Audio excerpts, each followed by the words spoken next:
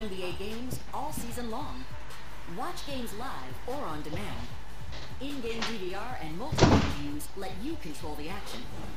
Access WNBA League Pass on the go from the WNBA app. Your favorite teams and players are on more devices than ever before. Go to WNBA.com/League Pass to get in on the action.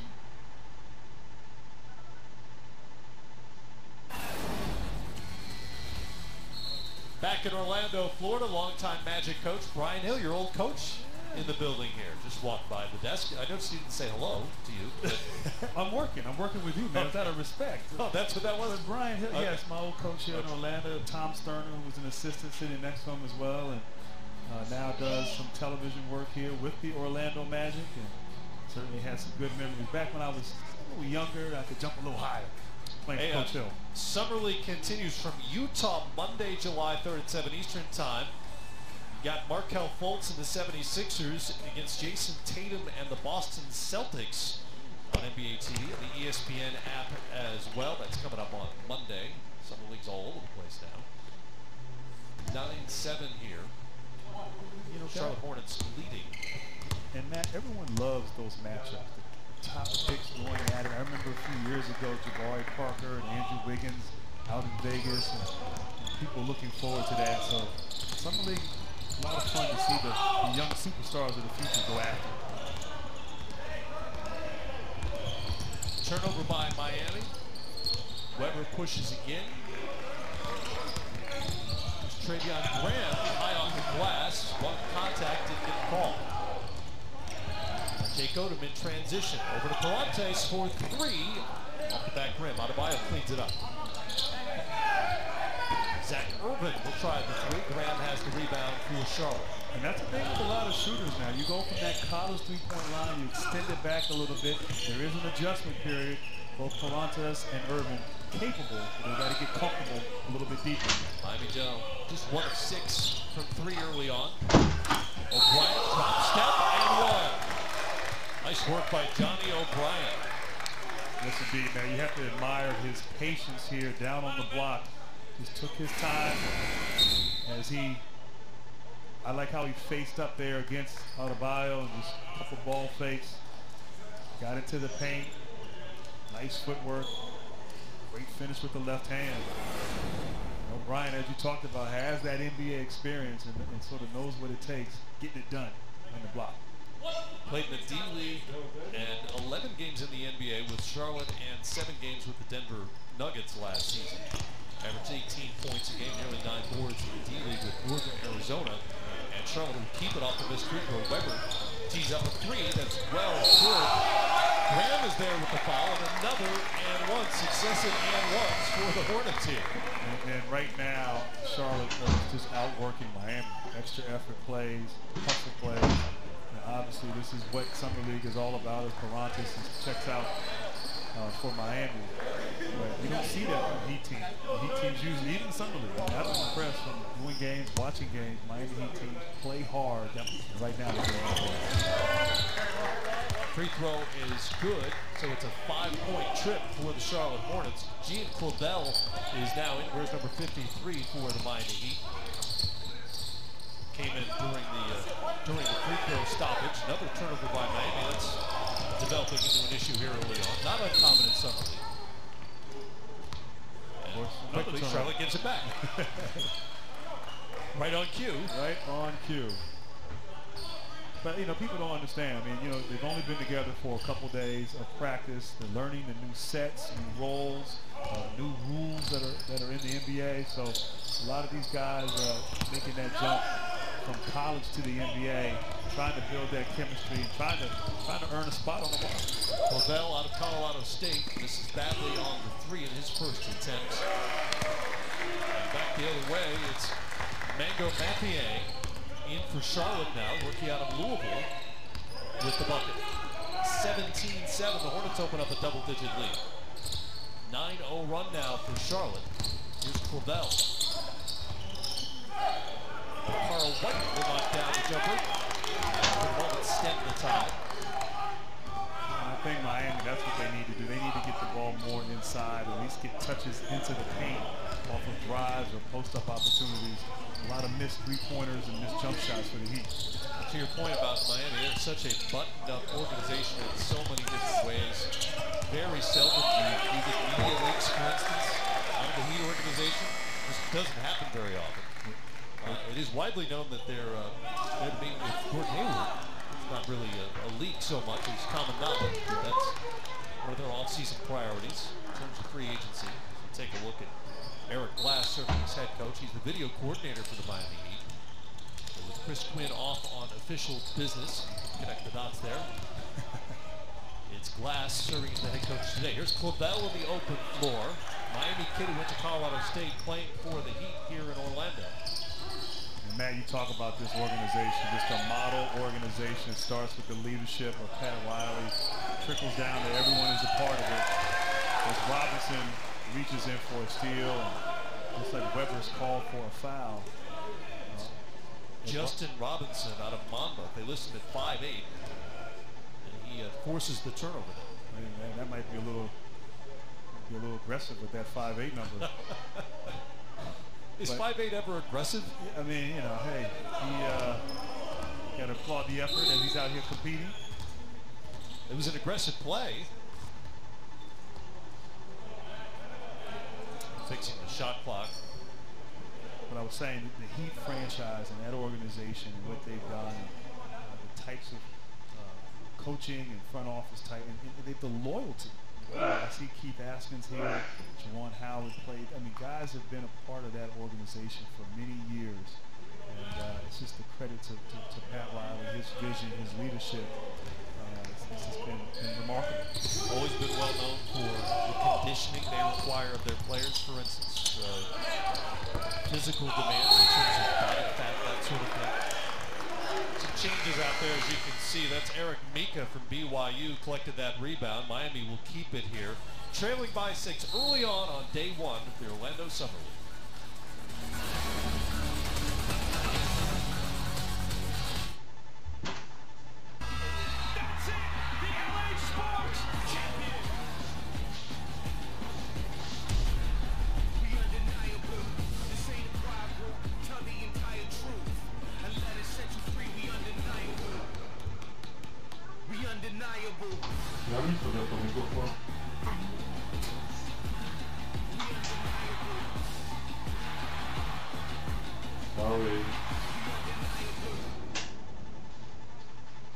WNBA League Pass is your ticket to watching live WNBA games all season long.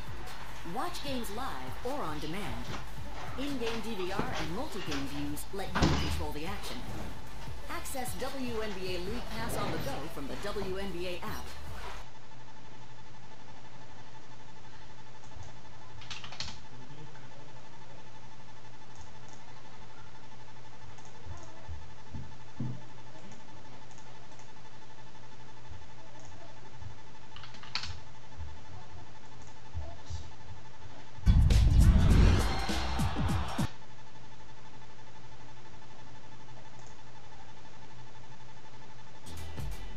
Now that I'm a professional athlete and I know the impact that I can have on youth, the things that I can do to help out a community, I feel like it's really important.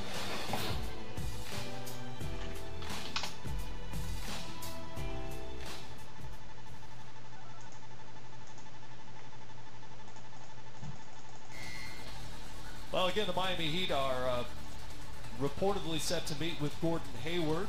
Could be taking place right now for all we know.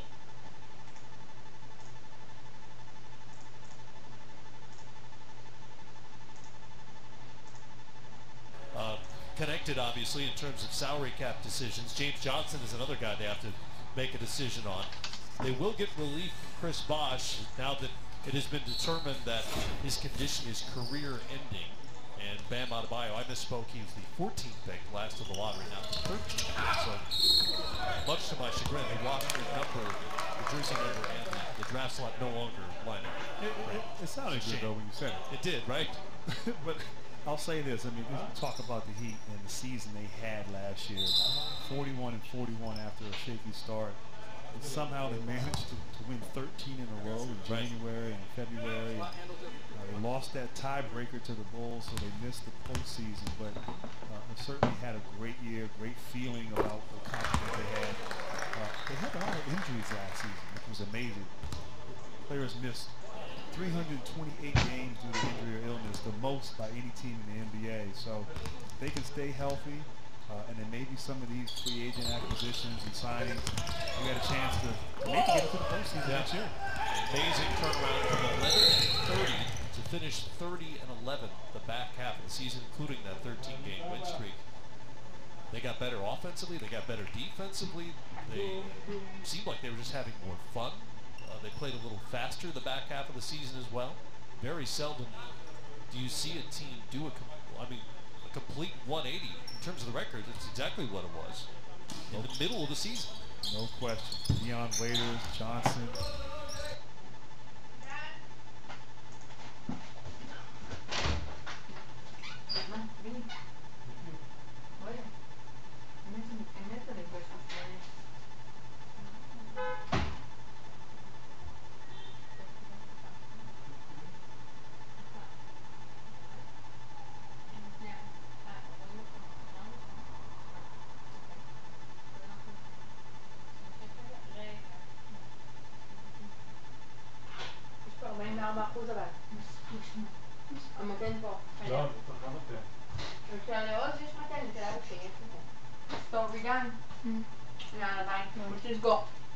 It's that style of play as Cavell knocks down a three-point shot.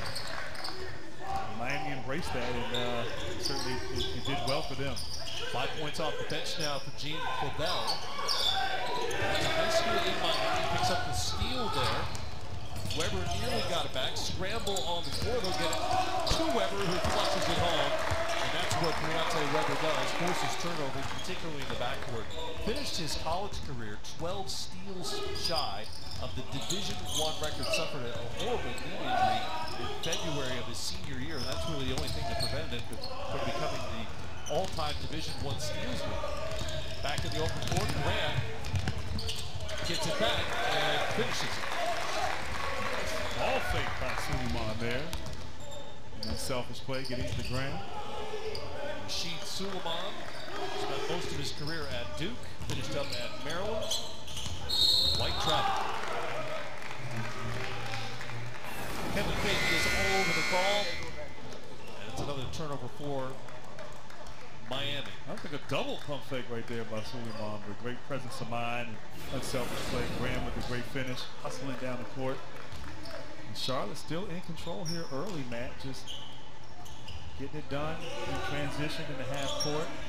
And of course, on the defensive end, limiting Miami to just 15 points thus far. You know, for the guys who are out here, you mentioned they're trying to learn offense, the limited sets that you can install the time they have together. Made good there into the game for Charlotte. Knocks down for 3. The Hornets up by 11 now. Final minute of the first quarter.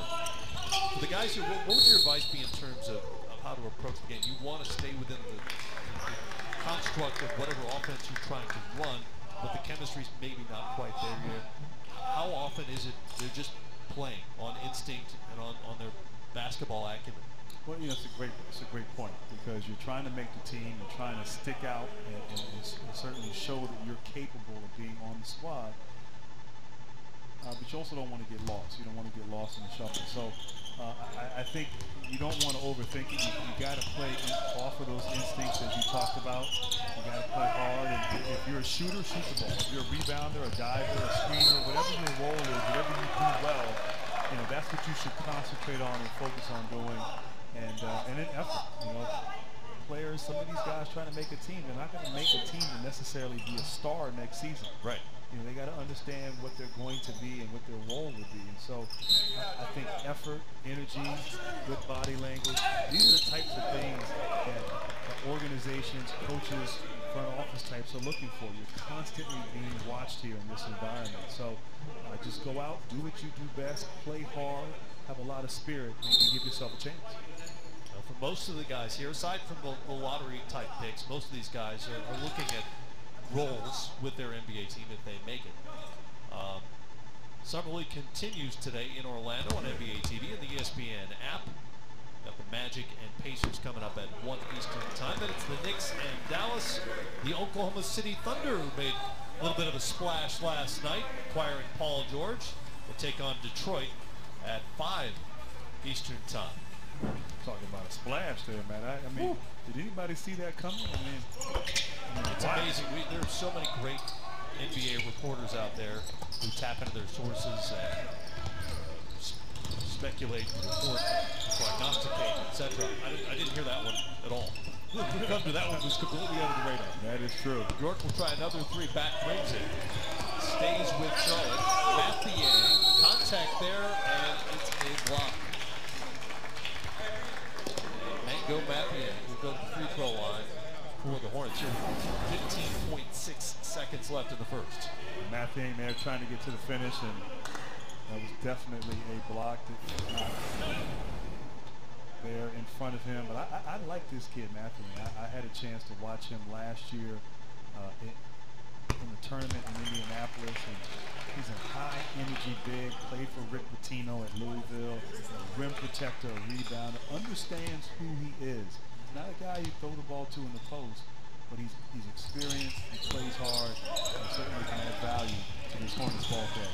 Australian by birth, played in Louisville, Grant mentioned 6'10". Doesn't blow you away with numbers, but certainly looks like he could serve a role. It looks like he could have travel on Clavel unless he lost possession. Yeah, I don't know what that was. He kind of jumped in the air and spun around. And a lot of stuff happened there in about a half second. I don't know. The Rucker Park League right there. I didn't know what he did. The end result is that Eric Mika goes to the free throw line for Miami.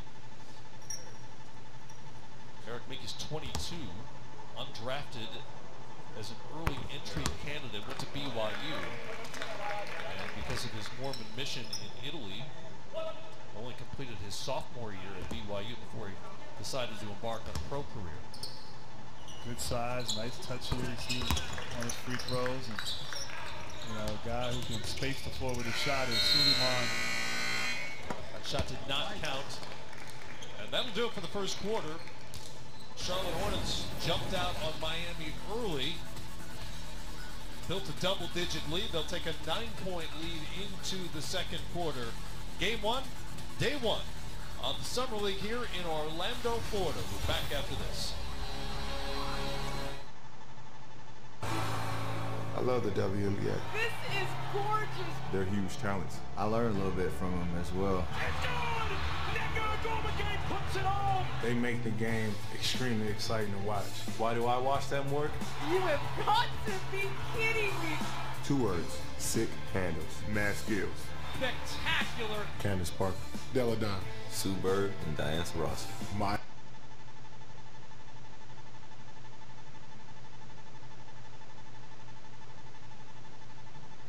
and more. You have a fan of me because you are the best at what you do. I remember looking at myself in the mirror and imagine myself how I would look 20, 21 years old. Where would I be playing? That was a dream of mine since I was a kid. Picked up a basketball and never looked back. At the end of the day, if you work hard, then anything's possible. And once people feel that from you, then you're a beast.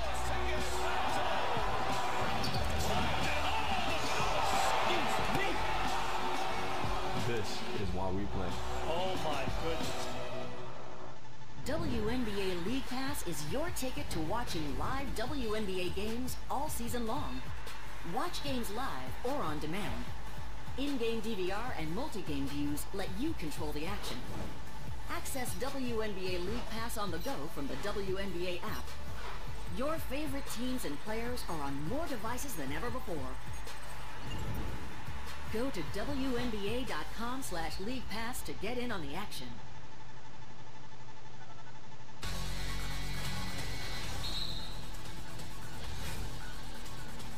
Welcome back to Orlando.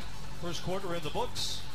Charlotte Hornets lead the Heat 27-18. Grant, as you're well aware, the Hornets gain a quarter point under the point system here in Orlando.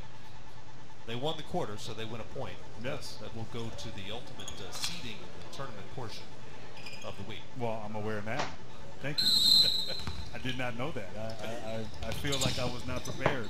You know, the old CBA used to do that. Yeah, I do know that. I remember that. And I'm old enough to have covered the CBA a long time ago. And I always kind of liked that because even in a blowout game, a team could win a fourth quarter even though they weren't going to win the game.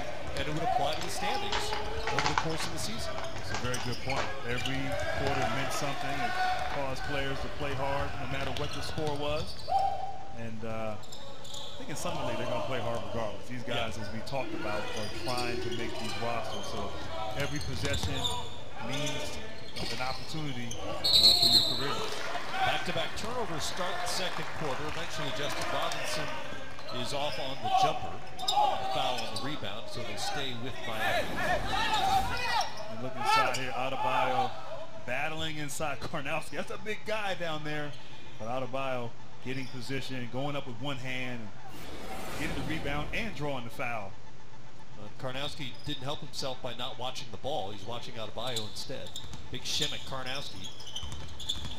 Big body guard Adebayo. Steps out to contest Fabell's jumper. That's off. And Miami will keep it again. And finally turns it over. Back in the open floor, Travion Graham has it now for the Charlotte Hornets. Deontay Weber led them with 6 points in the first quarter. Dave York has it now for the Hornets. There's Chris Joseph on the jumper. Karnowski keeps it alive. Eventually back out to York. 50-50 balls going in Charlotte's favor. Graham with the jumper. It's Floral. It's another double-digit lead for the Hornets, now up by 11. Excuse me, that was Suleiman on the jumper. He brings it up for the Hornets. Screen from Karnowski. And you know you've been screened when Karnowski sets the screen. You know, I don't know if that was an illegal screen right there. I don't know if it was either. I don't think the officials are accustomed to somebody that size screening outside, but it's interesting how he, you know, as he's trying to set multiple screens there, he maybe got him with his leg, but it's going to be interesting. And Gonzalez played Right. And now he may have to get out and play a lot of screen roll offense. So it's going to be interesting for him as he goes on this NBA journey, how he fits in to the NBA style of basketball. Right. It's beautiful work by Hill as the Hornets move without the ball, and it's Chris Joseph with the dunk for Charlotte. They'll take a timeout. Now you talk about a great play there. Gill just dribbled that, and a nice backdoor cut and finish. Charlotte got it going here in the second quarter. Hey everybody, welcome to 24 Seconds with me, Giannis Antetokounmpo. The first time I dunked, I was 15, and I was just shooting some hoops with my brother. To the rim, slam by Giannis. Nice. The NBA city other than my own that I like to visit is, I think it's New York. My hidden talent is that I know how to play soccer. Alright, that's the buzzer. I'm out.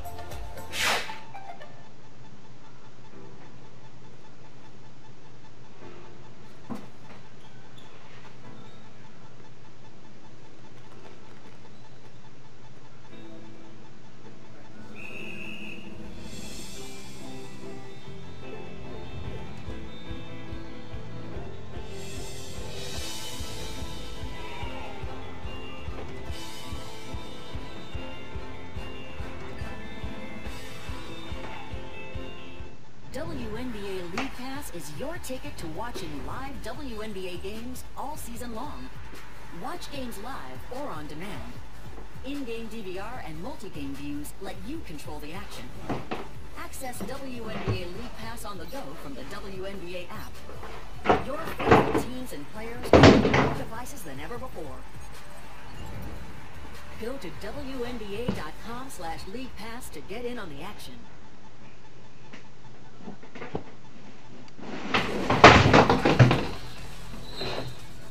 Don't forget the NBA D League is now the NBA G League. G Hill. For the latest information, visit NBAGleague.com or download the NBA G League app. Lots of changes. Seems like teams have acquired or founded a new G League team about every week now. As the NBA heads towards its goal, having a one-to-one relationship between the NBA and the G League. And that is definitely the goal, man. And, you know, with a lot of these guys coming into the league, a lot here on display today, the emphasis is on player development. And the G League and the role it'll play in that is hugely important. So the league recognizes it and is making it mandatory eventually for every team to have their own affiliate, which is happening, as you said, every other day. Dave York's scoop goes awry. Jake Cohen brings it up for Miami. You're just with us. Charlotte out ahead 31-18 here in Orlando. York off on the three. Suleiman went for it. Battled with Adebayo. Stays with Miami. Adebayo, and he just goes after that basketball. He doesn't care who's there, who's in the way. But he understands, like I said, he knows who he is. You know, Coach once told me, you're piano players, piano movers, and piano tuners. And you got to know what you are. And Adebayo knows who he is. Cobell with a nice finish for Miami. I'm trying to imagine who I am in this analogy. Well, I mean, with you, I'm the piano mover. I mean, you're the opposite piano player here, man. I'm not sure I'm capable of doing any of those three things. I was about to say Adebayo's a big body, but every time we show him, he's standing next to Szymek Karnowski, so you don't really get the sense that he's that big a body. Nobody's very big next to him. G League also will have the benefit of two-way contracts this season. Today is day one of the new CBA, by the way. Two-way contracts are huge. It gives flexibility and opportunity. Gill aggressively taxed the rim. I'm not sure if it was a charge or a block. It's a charge. I thought it was a charge. Yeah, but like you, I was looking for a signal. I'm looking for something, but that's a charge. Give Odom credit for putting his body in there and sacrificing it, taking a charge. You want to make a team or leave an impression? That's one of the ways to do it. Show some toughness. Jake Odom giving up the body. He's 26 years of age. Spent his last 2 seasons in Germany. Played collegiately at Indiana State. Fifth leading scorer in Indiana State history. Adebayo might have been a travel pass Karnowski, but wasn't called. Instead, he gets the call as Karnowski couldn't keep up with him on his way to the rim. Good aggressive move by Adebayo. Great move. We didn't see that last year at Kentucky. We didn't really see him get the ball a whole lot with all the talent they had on that squad. But now there's a clear isolation play for him at the elbow, and he get to the rim and draw a foul. Well, because of the wealth of talent there that John Calipari brings in annually, I think he did travel. Yeah. You can't always go by numbers for some of these guys. Anthony Davis, recall, scored 6 points in the national title game back in 2012. Great point. You know, look, a guy like Adebayo, obviously drafted here this year in the lottery.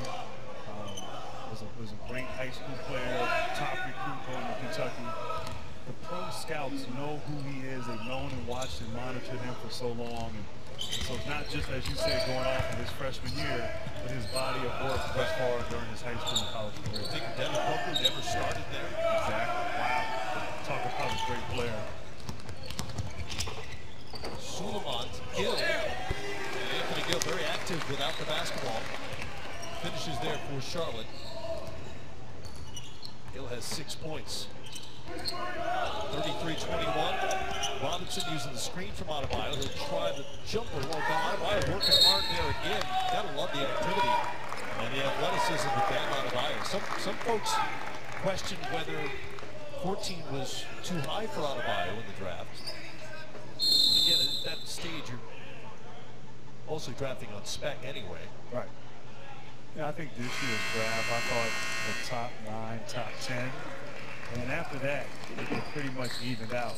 You get a lot of the same value at 11, maybe at 22. And it just speaks to the depth of this year's draft and the type of player. But, you know, he is someone that Miami would love, a rim protector, high energy. And as Suleiman gets to the rim and draws a foul, looks like on Odom. But But Adebayo, he's got a lot of talent. And, you know, like you said, maybe we didn't get a chance to see all that he can display in Kentucky because they were so deep and so loaded this season, this past season. And in certain places in the draft, you're going to pick your need or the guy you want. Even if there might be a player who, based on projections, might be a little better. You're going to go with the guy you really like, who fits what you're trying to do. Great point. I mean, it just depends on what your team situation is. Do you go with the best player available, or do you go with what your team actually needs? And, you know, just different philosophies, different paths to success with the various organizations. Zach Urban liked the three off the back rim. Back the other way.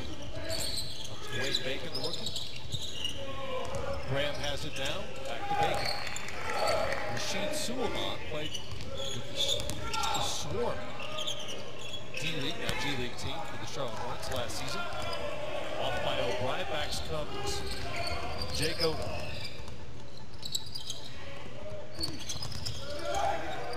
I just see them a couple times they've had Adebayo on the block. They've missed him.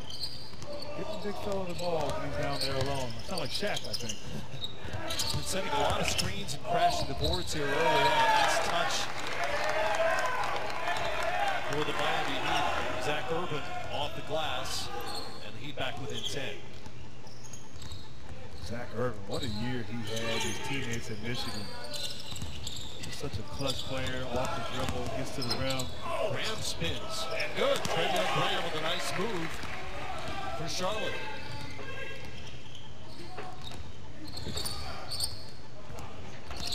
Urban once again over to Perantes and to Odom. He's on the line on the post. Backing his way in against O'Brien. Drop step and nice finish by Bam Adebayo. I actually thought Brian did a pretty good job of showing some resistance on his post feeder. Nice footwork and finish by Adebayo. Saying, Coach Cal, you should have given me the ball.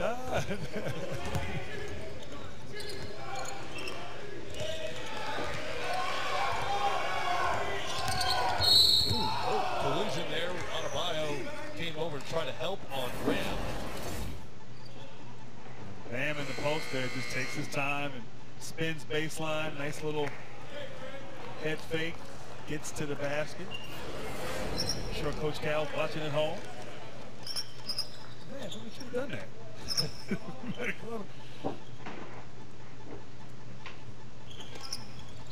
Hornets shooting 56% here. Under 4 minutes to go in the first half.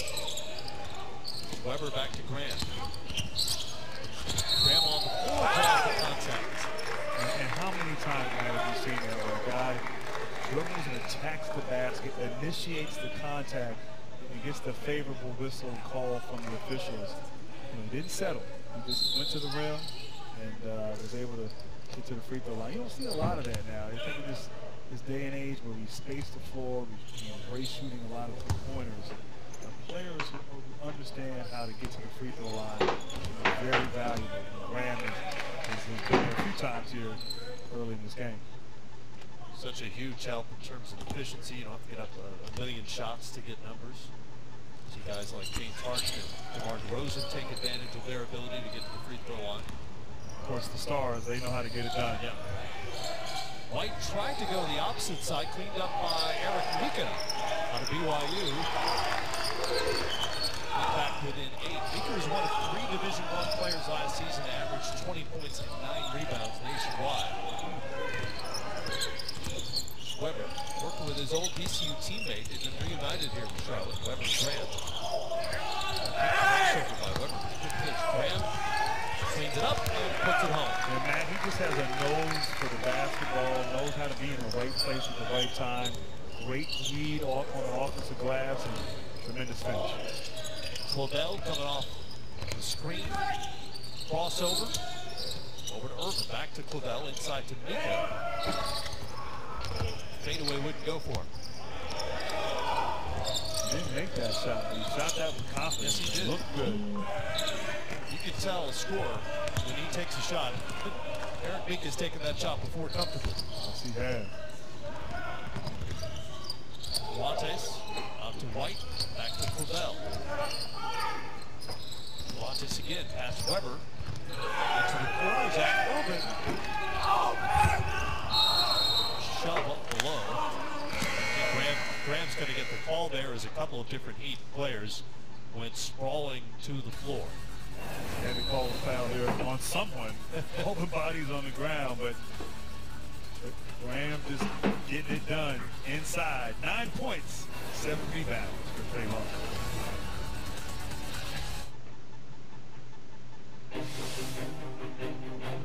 Which of these young men will be next to alter the destiny of his franchise?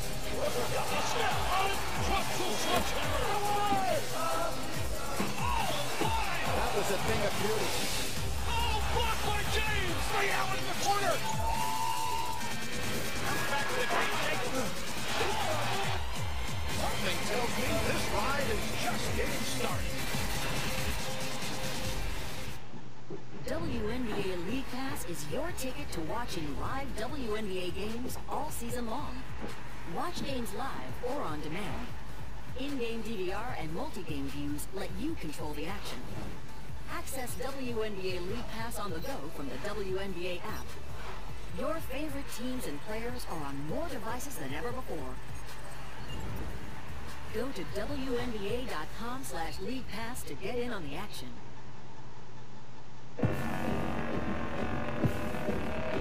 Ball, clock at 5. Oh, CP3. He is the ultimate competitor. He is not afraid of the ball.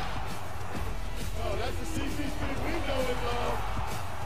MC by an ace to win the board to win the ball. The final seconds. This ball, one of the greatest point guards we have in our game.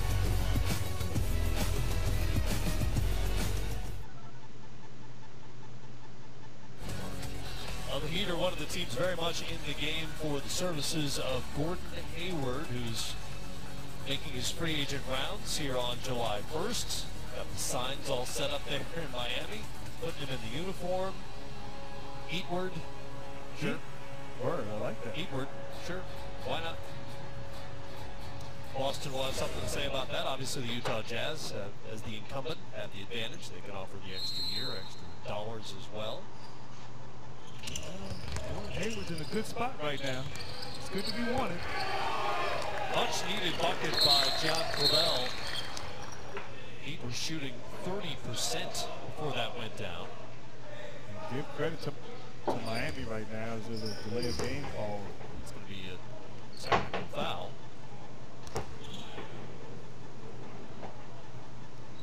We'll get a free throw out of it for Briante Weber.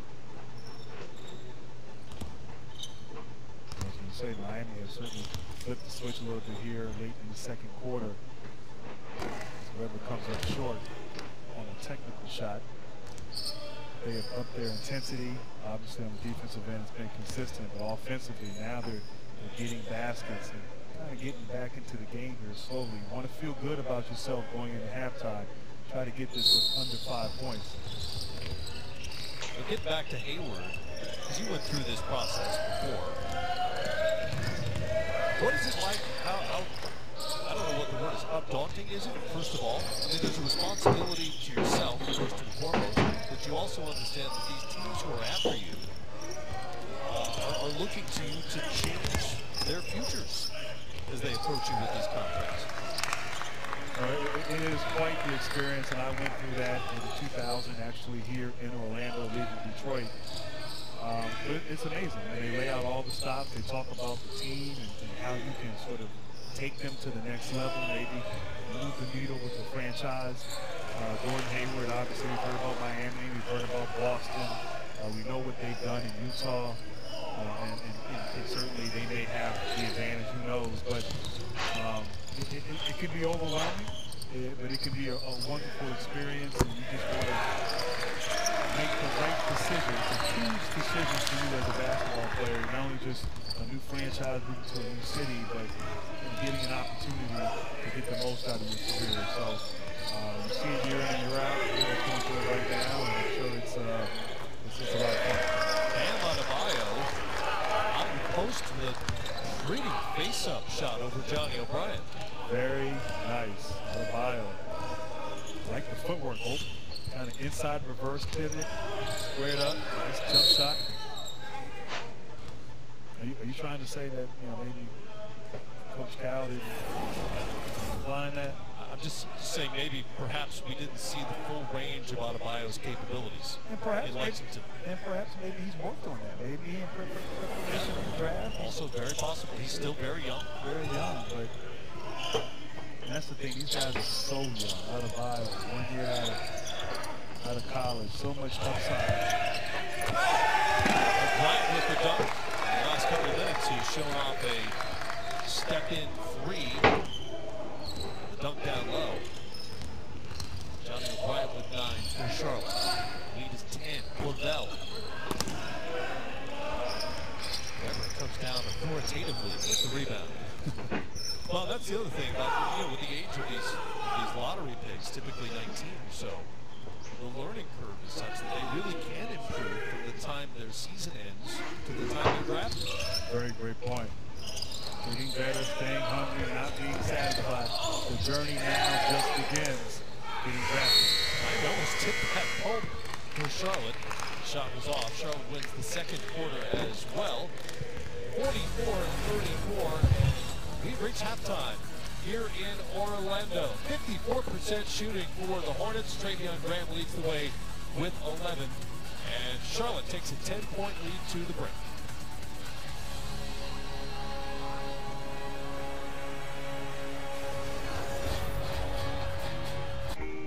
The 2017 NBA rookie class is star-studded. I think the future is very bright. I'm excited to get there. It's a dream come true. I'm going to play hard every game.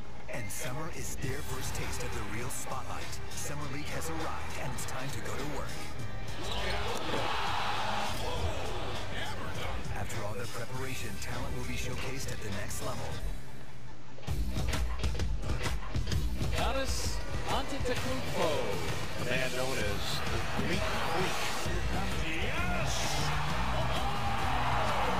The Greek Freak is in the building.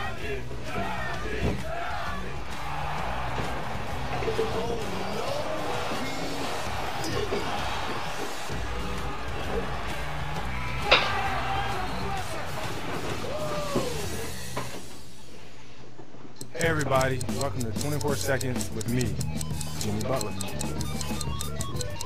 If I was coach for a day, I would give all my players a day off. I'm a morning person. I always wake up super early to train. I just want to get everything out the way so I can enjoy my day. I'm going against DeAndre Jordan. I am talking trash to him every second of the game. Be prepared, DeAndre. That's a wrap. I'm out. Leaning together is about what men can do as dads and partners to help support the women in our lives. My wife is my #1 teammate, and we try to go 50-50 in everything that we do. Oh, hi. I'm proud to lean in for my amazing kids, and I'm their #1 fan. I always let my sister know she can be anything she wanted to be. You know, we're talking. And I'm proud to do my part to support gender equality. Now it's your turn. Use the hashtag #LeanInTogether to share your story with us.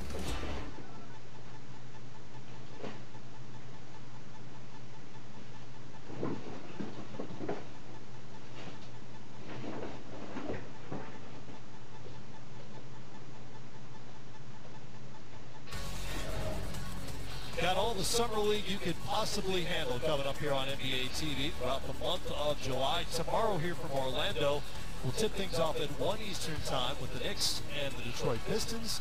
And you see the Magic and Heat followed by the Pacers and Hornets. And of course, Game Time has it all for you at 11 Eastern. More coming up here from Orlando after the break.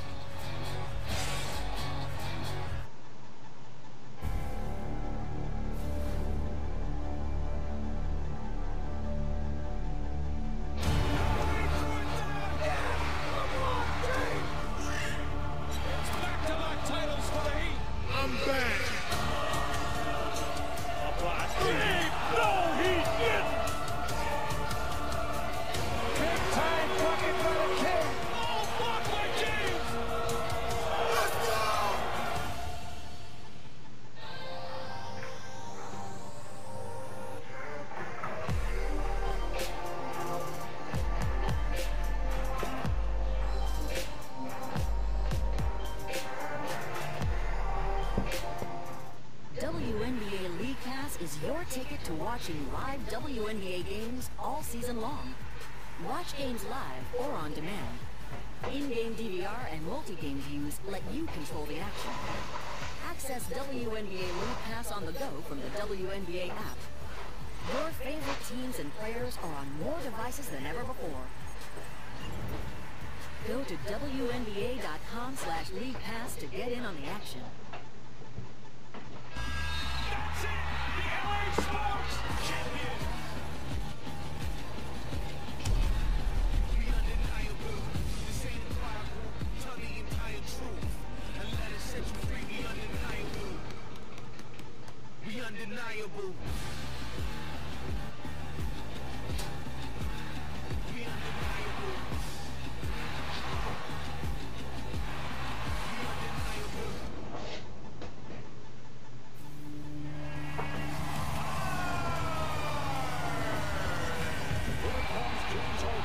Steps and puts it in.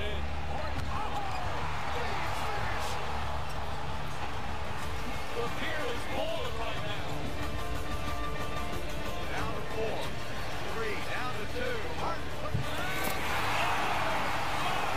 Goodness!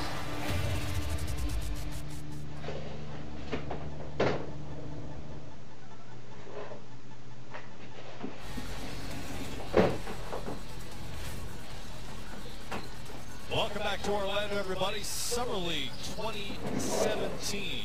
Matt Weiner, Grant Hill, and we're joined by the Charlotte Hornets' #1 pick, the 11th pick overall, Malik Monk out of Kentucky. Thanks for joining us. Unfortunately, we don't get to see you play out here because of an ankle injury. I guess this happened during the pre-draft process. How far back? Like a month. Really? It was like three weeks before I started working out with teams. But I stepped on somebody's foot. He closed out pretty hard and stayed there. I stepped on his foot, twisted it pretty bad. So what's your schedule this summer in terms of what you can do, what you'll be able to work on, how much time you spend with the Hornets staff, etc.? I'm here. I'm with them the whole time, just learning the offense, learning everything. But I'm lifting every day and getting treatment on my ankle every day, so it'll be good for me. Now, Malik, obviously the draft last week. Saw you obviously go up there and meet Commissioner Adam Silver. Just talk about the process, what the emotions were going through your mind, and obviously ultimately getting selected, going up and having your moment. Yeah, it's crazy. The whole process is crazy.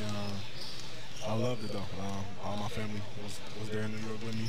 Most of my family never even came to New York, never been to New York, and I was able to bring them to New York, see all the places they've never seen. To my grandpa, to his first Yankees game. That's his favorite. That was his favorite team. When he was little, that's the only team that was on TV. So I took him to the first game, and everything was great. And I just wanted to see my mom happy, and that's what happened when I walked across the stage. So pretty happy with that. That's great. Good for you guys. We think of you as an off guard primarily and a scoring guard, especially paired with De'Aaron Fox, obviously in Kentucky. But moving forward, I read that they wanted to try you out at the point a little bit here if you could play.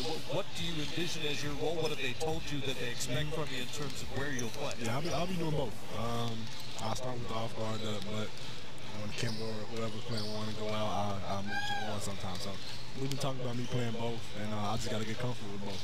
And Malik, have you had a chance since you've been drafted to really sit down with Steve Clifford, learn about his philosophy, his system?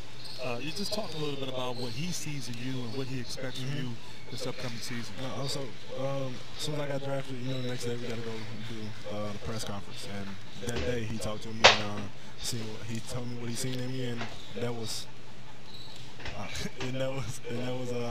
just me playing off the ball, on the ball, and just to be able to be comfortable with the one, because I'll be playing that a lot too. So I just got to be comfortable with one and two. Now I got to know this before we let you go. If you were to play your owner, Michael Jordan, right now in the game of one-on-one, who wins? I'll beat him. I think I'll beat him. I like that. I like that. I think he would like that too, probably. Yeah. Speaking of Michael. Yeah, he's pretty old right now. I think I can get him. I think you're right. Yeah, he might hear that. I don't know if you want to say that out loud. Hey, Malik, good luck to you. We look forward to watching you do your thing. Oh, yeah, appreciate that. All right, man, good luck. Yeah, thank you. Malik Monk with us here, courtside in Orlando.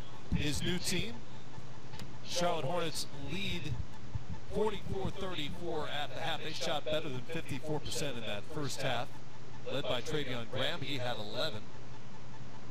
Gene Clavel, leading scorer from Miami off the bench, put up 10 on 4 of 8 shooting. Miami shot 34%. A lot of opportunities, a lot of hustle, a lot of scrap, just not a lot of buckets for them. Those first 2 quarters. What do you think Malik Monk could be in the NBA? He's the best shooter in this year's class, rookie class. He's a great athlete, runs the floor like a gazelle. And I can see as late as called for a walk at the top of the league. But I've heard as well that he can put the ball on the floor. He is more than capable in terms of being a playmaker, but his role last year at Kentucky was to shoot and to be a scorer. So it's interesting to see Steve Clifford incorporates him. He can flat out shoot the ball, long range, and I think he'll be a contributor right from the start. Well, we mentioned in the first half that they declined the option of Ramon Sessions as the backup point guard. There is a scenario in which Monk could effectively serve as the backup point guard as Clifford staggers his rotations to let Monk handle the ball when Kemba Walker isn't on the floor. And I'll tell you, Weber's one of the guys competing for that backup job as well. Walker's good pump fake. Nearly threw it away. White misses on the baseline. Travion Graham brings it up for the Hornets. I love his versatility. Rebound, initiating the offense here. Graham kind of doing it all early here in the third quarter. Bacon with the move. Wayne Bacon, 6'6" shooting guard out of Florida State. And the 40th overall pick. They traded Frank Johnson for Bacon. And if you're scoring at home, that's a Frank for Bacon trade. Somewhere Brent Berry is smiling.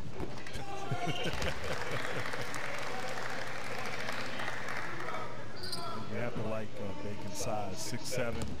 I saw a lot of him play living here in Florida, Florida State. His versatility. Like I said, he's somebody, you said the 40th pick. He's going to play. He's going to be on the team, I think. He has talent. Played with Jonathan Isaac. Someone we'll see later today. But very talented player, Bacon. Scored 17 a game as a sophomore at Florida State.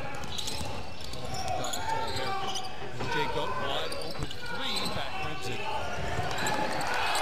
But you just know, with a guy like Odom, and himself right now, we're going to make an NBA squad at this level. That's a shot you got to hit.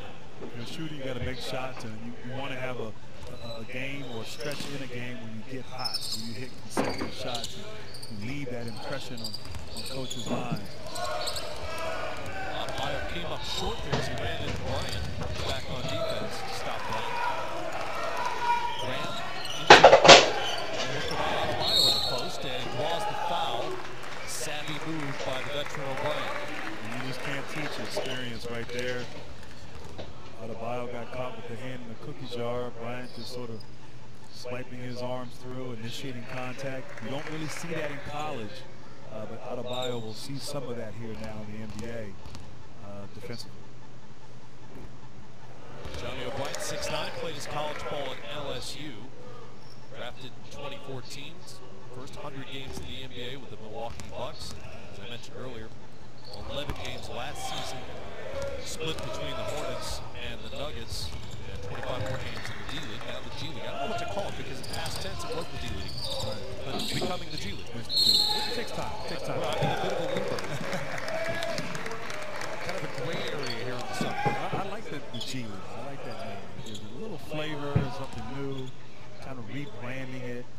As we talked earlier about how the league is really emphasizing the G League and its role with various teams. So I like the G League.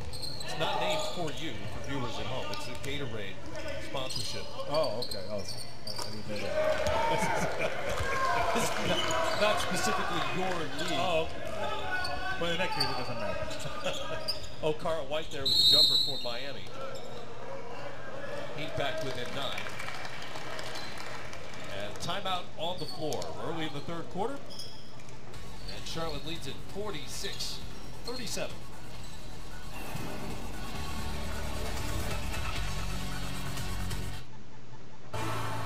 I love the WNBA. This is gorgeous. They're huge talents. I learned a little bit from them as well. They make the game extremely exciting to watch. Why do I watch them work? You have got to be kidding me. 2 words: sick handles, mad skills. Spectacular. Candace Parker, Della Don, Sue Bird and Diane Ross. Maya Moore. You have a fan in me because you are the best at what you do. I was mad because I was short, but I was the smallest guy. But when I played basketball, I didn't see height. I felt like I was just as tall as everybody else. I've been against all odds my whole life, but that's not going to stop me. It just made me work even harder to show people that impossible is actually possible.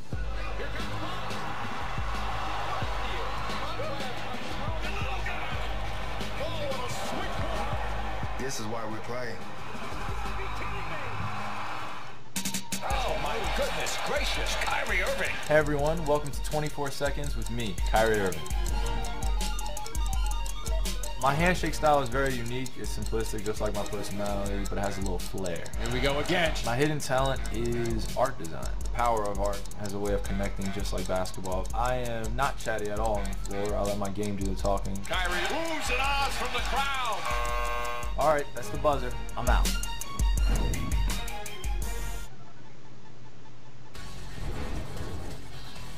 Hornets missed the playoffs last season, going 38-46. They're over the cap.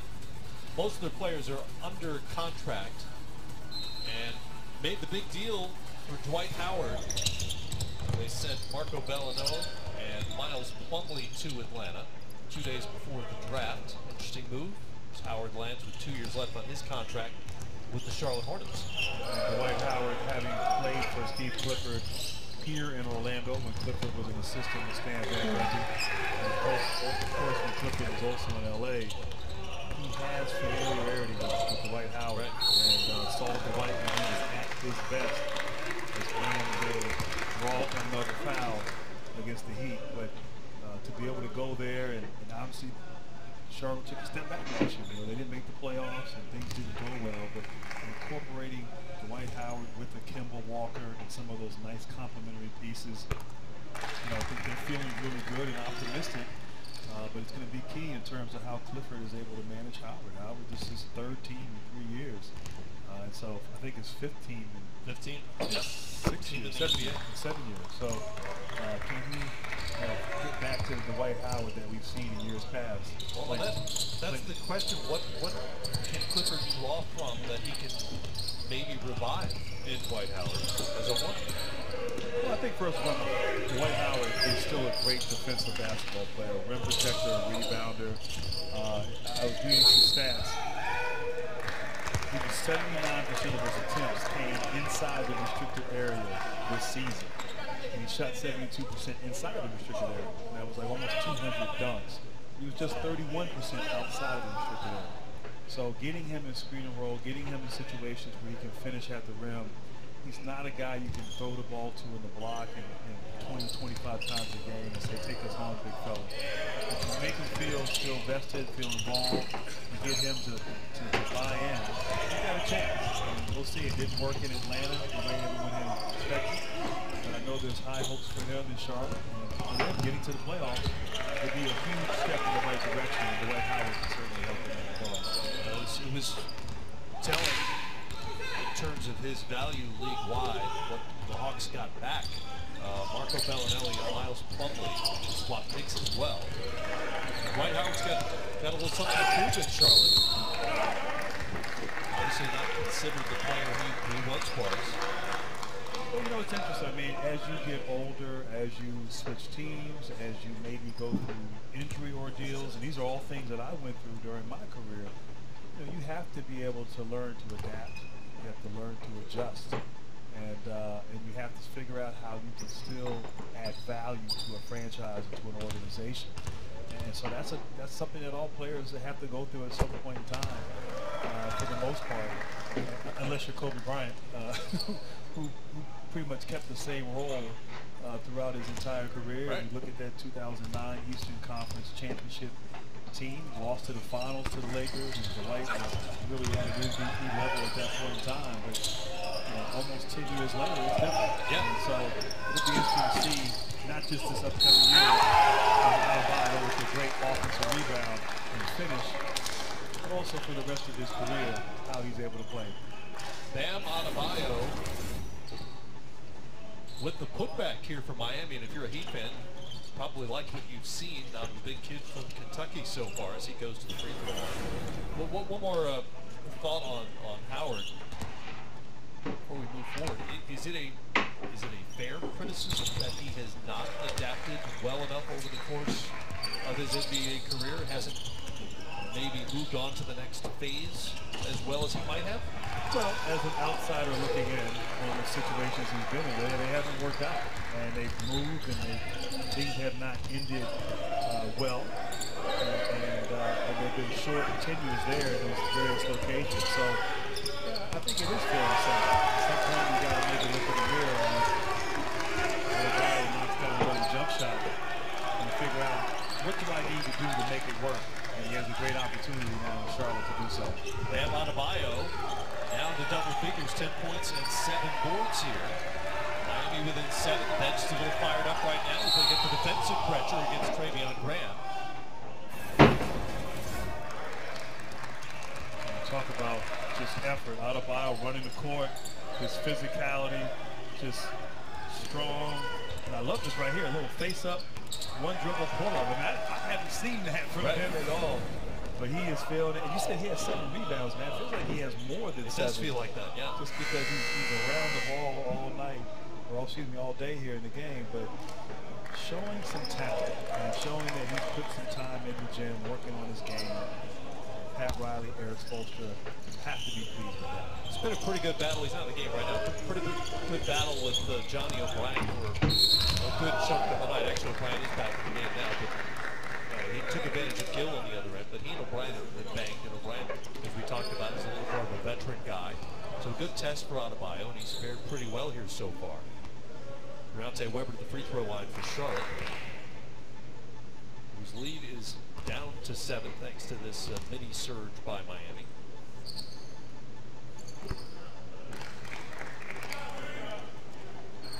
Three-time Atlantic 10 Defensive Player of the Year. And I mentioned earlier he finished 12 steals shy of the Division I record before he tore his ACL, MCL, and meniscus in February of his senior year. It was the linchpin to Shaka Smart's havoc defensive system back then. Oh, wow. Some fun teams. Yes, they were. And it's amazing he's back and moving well and competing here. Adebayo in the post against Mathiang. Goes baseline and knocks it home. Bam Adebayo.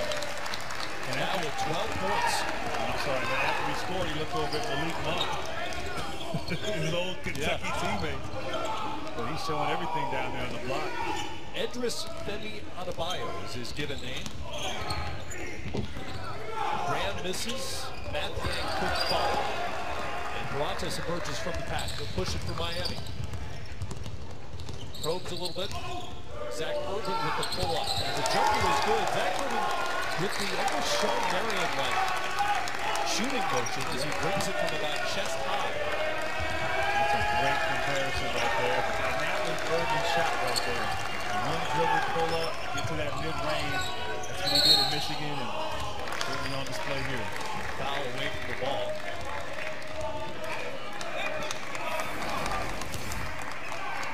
And thanks to our super producer, Tom Heights. Bam with the fadeaway. Jordan-esque right there, you know? The baseline a little. Wow. Okay, you know. That was a little stretch. Heights got me all hyped up, I'm sorry. Second Michael Jordan reference in this broadcast. First being that Malik Monk, who were with us at halftime, says he thinks he can take it. He said it. I mean, MJ is, what, 54? 53, 54, somewhere in there? He's getting up there. He's getting up there. But, you know, man, in a game of post-ups, you know, one dribble. Johnny O'Brien Moved off the block nicely by White. He misses, but they get it back. Graham in and out. Mathieu keeps it alive. Back to O'Brien. Charlotte will get a third try at it, and it's good. Dwayne Bacon for three. And $3 for $1 right there. You give a good team, a good capable players 3 opportunities, they're going to score. These are the hustle points we talked about earlier. Charlotte getting it done. Bacon was only a 33% three-point shooter at Florida State. He's in the open floor, and it's rejected by White. That's a block right there. White not giving up on the play.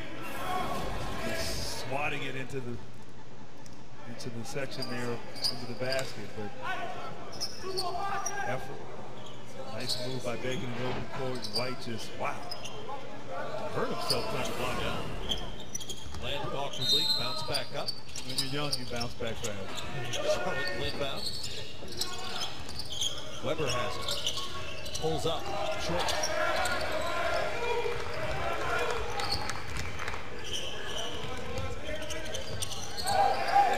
Zach Herman back out to Prontas. They'll reset.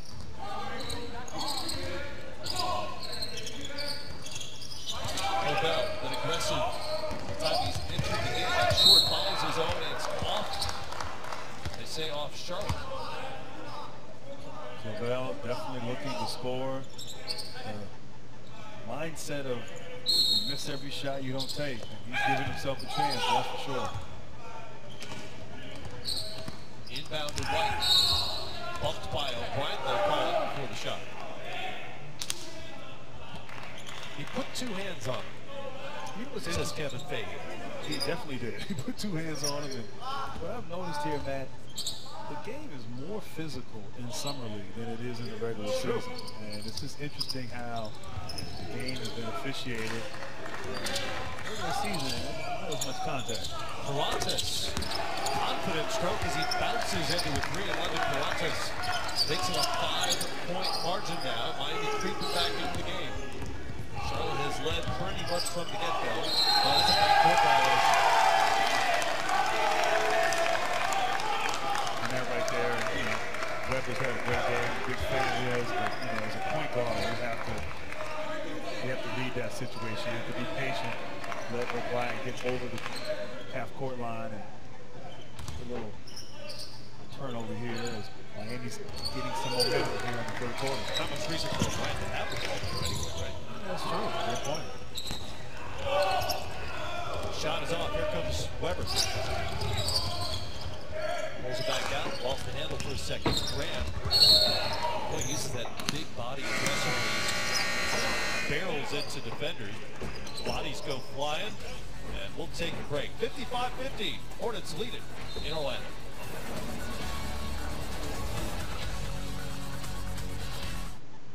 WNBA League Pass is your ticket to watching live WNBA games all season long. Watch games live or on demand. In-game DVR and multi-game views let you control the action. Access WNBA League Pass on the go from the WNBA app. Your favorite teams and players are on more devices than ever before. Go to WNBA.com/League Pass to get in on the action. WNBA League Pass is your ticket to watching live WNBA games all season long. Watch games live or on demand. In-game DVR and multi-game views let you control the action.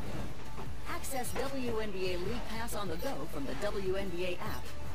Your favorite teams and players are on more devices than ever before. Go to WNBA.com/League Pass to get in on the action.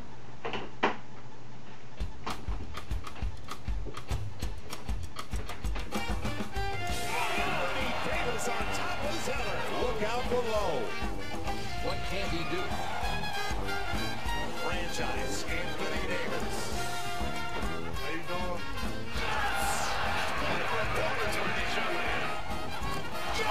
Anthony Davis. Difference maker, franchise changer.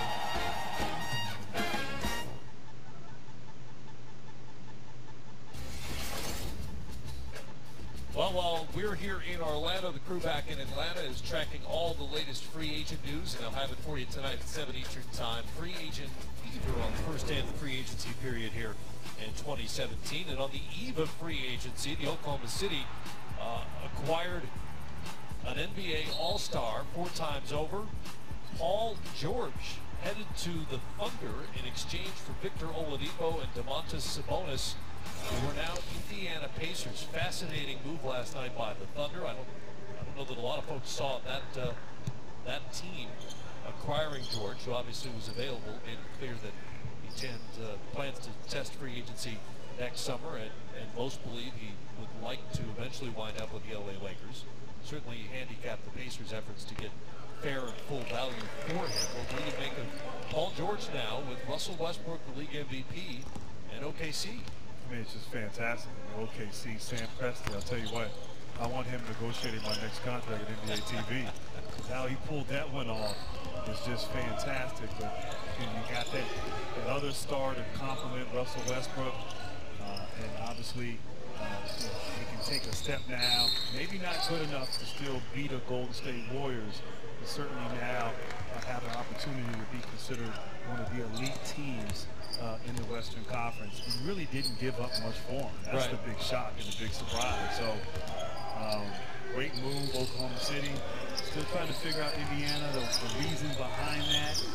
Had some other opportunities with Boston, maybe Cleveland. You could have got a little bit more value for him in return, but you got some decent young players that'll be tied to your team and your franchise for a while, and Oladipo and Sabonis, and Sabonis certainly has great upside. So, I mean, just an amazing move that caught us all off guard, and you gotta admire how stealth Presti is out there. Very under the radar move by Sam Presti. Oladipo back in Indiana where he played his college ball. Sabonis started most of his rookie season for the Thunder before Taj Gibson was brought in via trade.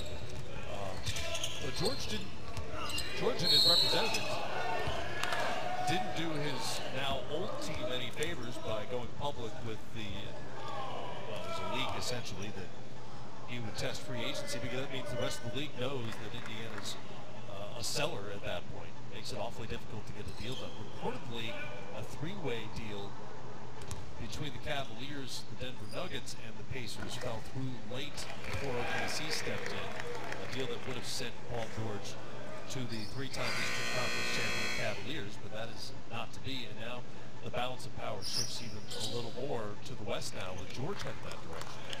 We'll see if it evens out a little bit if Gordon Hayward were to wind up east, for instance. But fascinating. It'll be interesting. It is fascinating. It'll be interesting to see what Toronto does. Right. You know, and if they keep their core together and continue to go for it. Does Boston, does Hayward go to Boston, and they add another free agent, and are they still a contender? But if not, it seems like the path for Cleveland to the finals is even easier. Right. And certainly they steamrolled the competition in recent years. There's also OKC time. They have a year. It may not work. Right. Paul George may decide to go to somewhere else. There's a lot of rumors about Los Angeles. So OKC believes enough in their culture and believes enough in what they stand for to try to sell him and wanting to stay there long term. Adebayo with a block on one end and try the 15-footer on the other end, well short. OKC does not have a lot of flexibility cap-wise, so they're unlikely to sign anybody else, but who knows trade-wise what maybe they can come up with. Paul George. Now it's their Pistons trying to convince him to stay and play alongside Russell Westbrook. Westbrook's also in line for a Supermax extension. Well, it's going to be interesting. I mean, Westbrook took another step this year with his play once Durant left. And he really thrives with the basketball in his hands. Right. And obviously, he's this year's MVP. And Paul George is a guy that needs the basketball in his hands. So it's always an adjustment period, figuring it out, trying to get comfortable with one another. But if they can figure it out, wow, it'll be a fun team to watch. Should be a different dynamic than this year when Westbrook just had to carry so much up the low. He can kind of trap down low by the Hornets, who lead it by 6. Final minute here in the third quarter. Rashid Solomon back in there for Charlotte. Here's Chris Joseph handling the ball. Using the pick from Gill.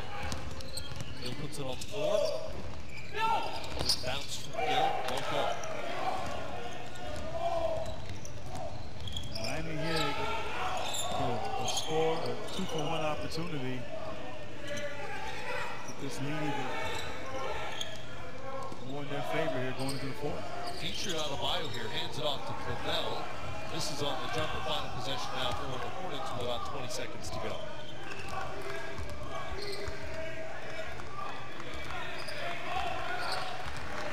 Suleiman has it up top, under 10 seconds.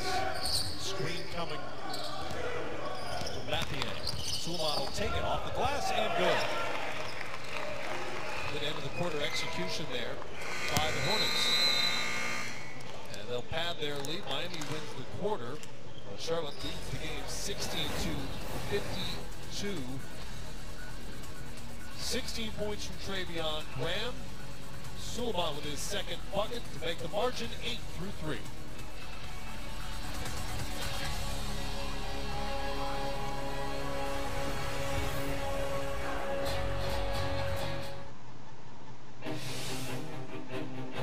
Which of these young men will be next to alter the destiny of his franchise?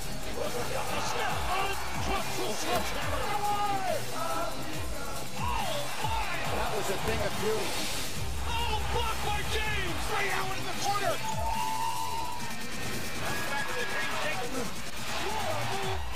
Something tells me this ride is just getting started. WNBA League Pass is your ticket to watching live WNBA games all season long. Watch games live or on demand. In-game DVR and multi-game views let you control the action. Access WNBA League Pass on the go from the WNBA app. Your favorite teams and players are on more devices than ever before. Go to WNBA.com/League Pass to get in on the action. Well, I think myself and other guys in the NBA are so involved in communities that we play in because we understand that if it wasn't for others helping us get to where we are today, we wouldn't be successful. To see kids' smiles and to see them have that unforgettable moment. Pretty indescribable. You know, the feeling is priceless. It means a lot to know that you can help somebody like that. I want to continue to just try to get back and try to be the best person I can be.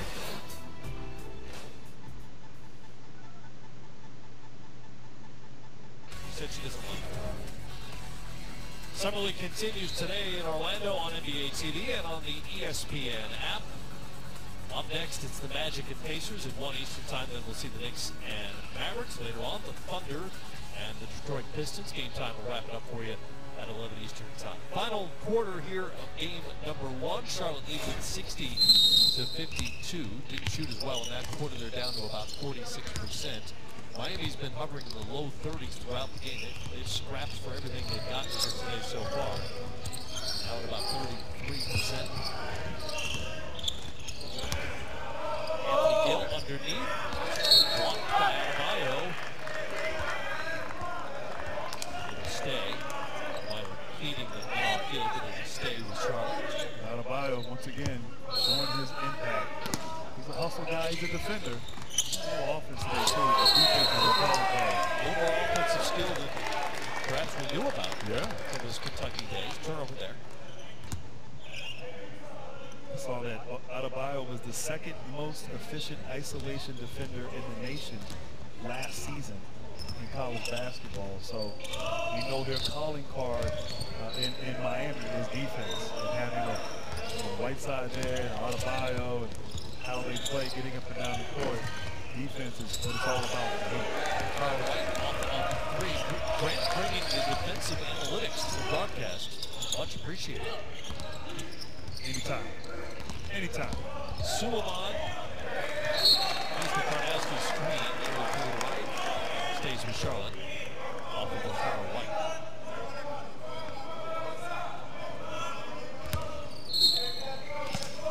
Right now the Miami Heat bench getting a little spirited now. They're trying to implore their guys to defend here as Karnowski. Now that's what he can do. Right. Great footwork to big body, tremendous touch inside. Had a great, fantastic career with Gonzaga and showed off a little bit on that last play. Although the defender down there guarding him was giving up a lot of size. About 8 inches shorter. That helps. It helps. Karnowski had a fantastic career at Gonzaga, culminating in the national championship game, which frankly did not go well for him. He was 1 of 8. Yeah, he didn't play well, but he had a great season, great career. And Gonzaga came up a little short for that team from Chapel Hill. Adebayo over Karnowski there. No Grant refusing to say the name of the university that won the championship.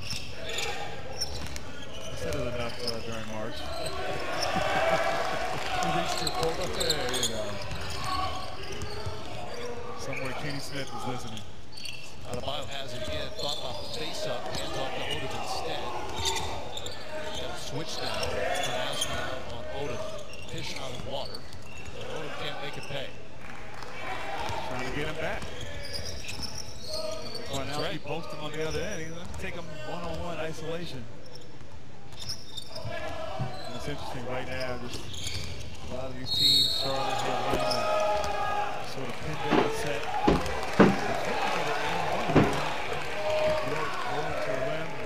Officials are meeting here. No, I'm going to say that was before. I thought that was a continuation play. I do too. I thought it was a continuation. He took a dribble after the foul, but I was saying earlier that the play sets, the calls is very simple. Nothing intricate. You're not seeing a lot of the offensive plays that are run during the regular season. You have 3 or 4 maybe that are in a package, and let these guys go out and play out of that and play off of their instincts. Suleiman off of the jumper. Credit to the official Natalie Sago. Our bad. She got that right. You're bad. I didn't. Oh, my bad. You're right. No, I said it. You jumped in. I did. You're right. I did. I apologize, Natalie.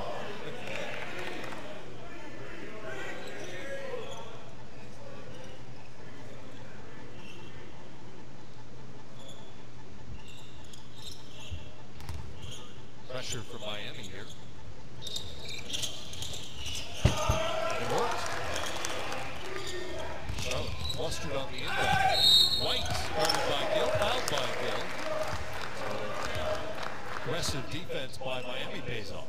Aggressive indeed. I like how they're extending their defense here, applying some pressure against the ball handlers of Charlotte. Look, 7.5 minutes left in the game. There's a lot that can happen. We know that. We've seen that. But you've got to get stops and, of course, come down on the other end and be able to execute the score. Carl White now with 13 points on the afternoon. White played at Florida State. Mentioned earlier, he's the only player on this Heat Summer League roster with NBA experience. He played 35 games with Miami last season, limited minutes. And now has 14. Lead is 6 for Miami. They'll chip it away here in the second half. Suleiman breaks it up for Charlotte. Pounded by Clavell. Miami's really picked up their defensive intensity in the second half. And it's a turnover as Suleiman's called for the offensive foul. So this defensive pressure is giving Miami some opportunities. It really is, and the pressure is affecting Charlotte. Charlotte right now, there's too much dribbling, too much one guy handling the basketball. When you go against pressure, you have to pass, you have to move the ball from side to side, and Charlotte not doing a great job of that, giving Miami a chance. Lontek's on the floor, finds its way out to Cohen. He'll try the 3 off the back rim. Carl White keeps it alive for the Heat. We'll get a second chance at it. Dave Morton hit the deck. I'm not sure what happened there. It looked like he was trying to set a screen, and maybe White from Miami just ran right through him. Excuse me, White setting a screen. Yeah. York ran right through him. Massive collision there on the floor. Foul was called on York, and he looked up, and Trey Maddox said, on me.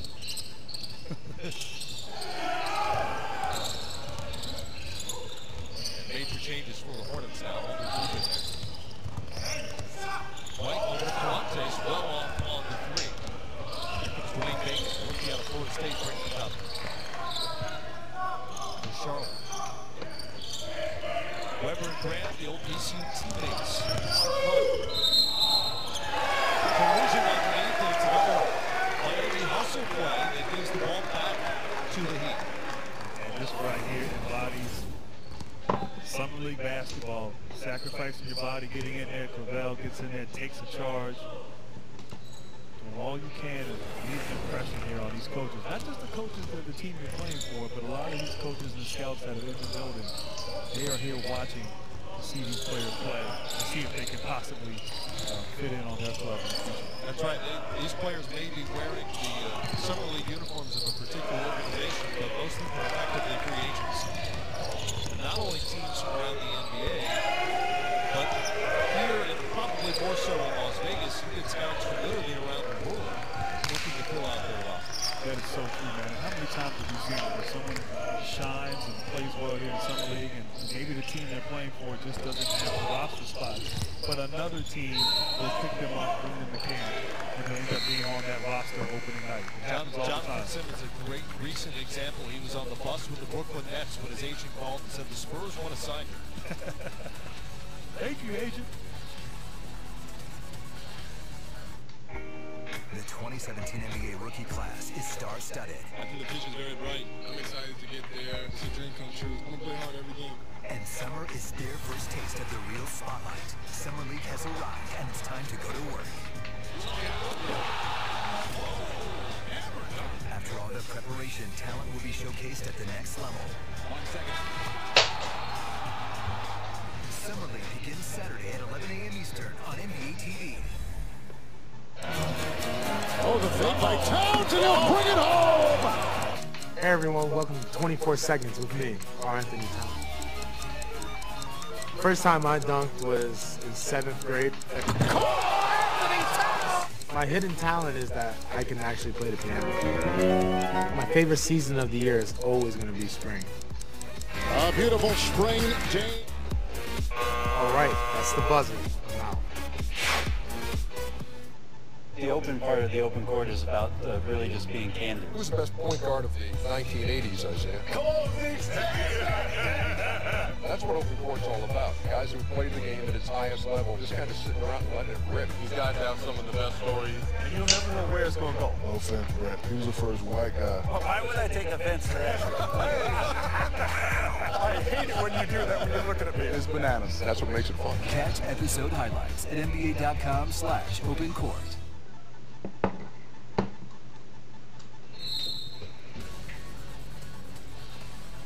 Back in Orlando, Charlotte has led throughout, up 65-56 here midway through the fourth quarter. We're here with Ira Winderman, who covers the Miami Heat for the South Sun Sentinel. South Florida Sun Florida Sentinel. Sun Sentinel. I always mess that up. As long as you don't say Sun Centennial, because we come out more than once every 100 years, I'm fine, so that's good.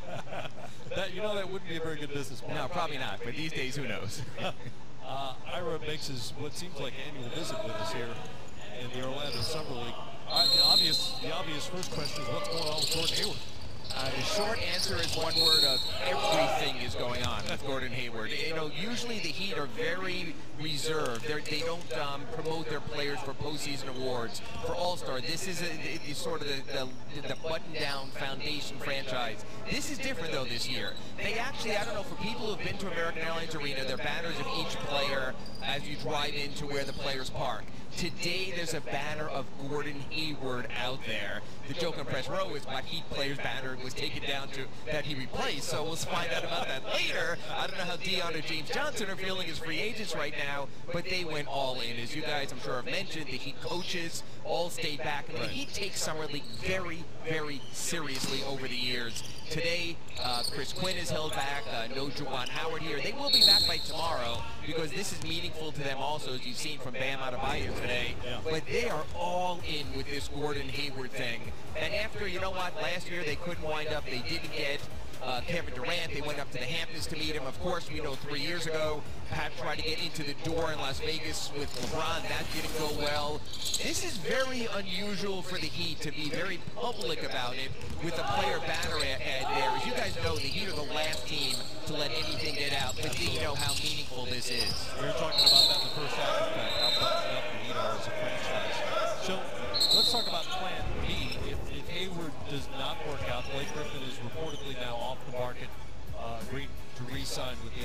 workers. What are the implications for Waiters, for Johnson, or who else might they be targeting if Hayward does not end up in South Florida? You know, I've almost been told that the Heat had someone get Dion Waiters and James Johnson in a car, and they're driving them around recklessly around South Florida, pretending to have a flat tire just to keep them on hold. Like, guys, no, it's fine. We'll be there. We're on the way to the arena. Hey, let's stop and get some lunch. Let's get some dinner. You know, they got the RV out there. That's clearly their plan B. Since the end of the season, Pat Riley has said a team that finishes 30-11 over the second half of the season deserves an opportunity to do that over 82. He said that. He said he's not going whale hunting. Well, he has the Orca in there today, so he's going all in. But they're also trying to let Dion Waiters and James Johnson know there is still love there. Same thing with Wayne Ellington, maybe even Willie Reed. But you know what? If Pat Riley didn't explore the top names, he would be doing a disservice to his franchise. So that's what he's doing right now. There's talk that Toronto was concerned about Serge Ibaka being next up. The Heat will cycle through, but there's probably right now a 50-50 chance of what finished last season coming back. And guys, when you look at the East right now, with Chicago, Indiana, Atlanta with Dwight Howard, so many teams taking a step back. A Heat team that finished in a tie for 8th last year, you can almost make an argument has a chance to be a 4 or a 5 seed, at least with the same roster. It's like almost like the field is coming back to the Heat. Interesting, Ira. You know, you were there obviously last season, and that magical run the second half of the year, winning 13 in a row in January and February. Let's talk about sort of what happened. What happened with the team? How did the things all of a sudden come together and they start to play great basketball in the second half? You know, Grant, it's the buy-in. It's a team becoming a team. This is one of the real dangers of NBA free agency. Everyone wants their team to overhaul and be different in the offseason. Well, that takes time for teams to coalesce. The Heat did not know what they had in Dion Waiters. They just saw the example of Cleveland and Oklahoma City. James Johnson, we have been waiting for almost a decade. Who is this guy? What is this guy? And all of a sudden, whoa, he can take off that kind of weight. He's a different player. You're looking at Dion Waiters, the way he changed his body, he's a different player. So on one hand, I think the Heat would like to make the big move from one player, like a Gordon Hayward, but they learned last year, when you bring in Dion Waiters and James Johnson and Luke Babbitt and Wayne Ellington, Willie Reed, it takes time to become a team, and ultimately, that first half of the season, at 11-30, is what cost them that playoff berth. Bam Adebayo, obviously part of the future there as well, the number 14 pick, and we've already seen a more offensive game than he was able to show off at Kentucky. What do the Heat brass think he can bring? Well, I'll tell you, I walked past a scout from another Eastern Conference team as I walked in today, and he just nodded his head and smiled, and he went to me, "You'll see." The thing about Kentucky, when you have Malik Monk and De'Aaron Fox, you are passing them the ball. You are being a rebounder, a shot blocker, and finishing inside. This kid, all of a sudden now, at least for these next 3 weeks, has the canvas to himself. No one's telling him, don't shoot. No one's telling him, make sure Okaro White gets his shots. And you're seeing the aggression and the possibilities. Everyone I've spoken to since the draft has told me, you did not get to see this kid's full possibilities. You may see it this week in Orlando, and then coming up after this in Las Vegas. And we saw it here in the first half. I mean, Adebayo, down in the block, outside on the perimeter, nice little touch around the rim. So he is showing a little bit here in his first game with the Heat. But I want to ask you, we talked earlier about last season and the injuries. Sure. So many injuries. Yes. The NBA in most games ends with the injury or illness.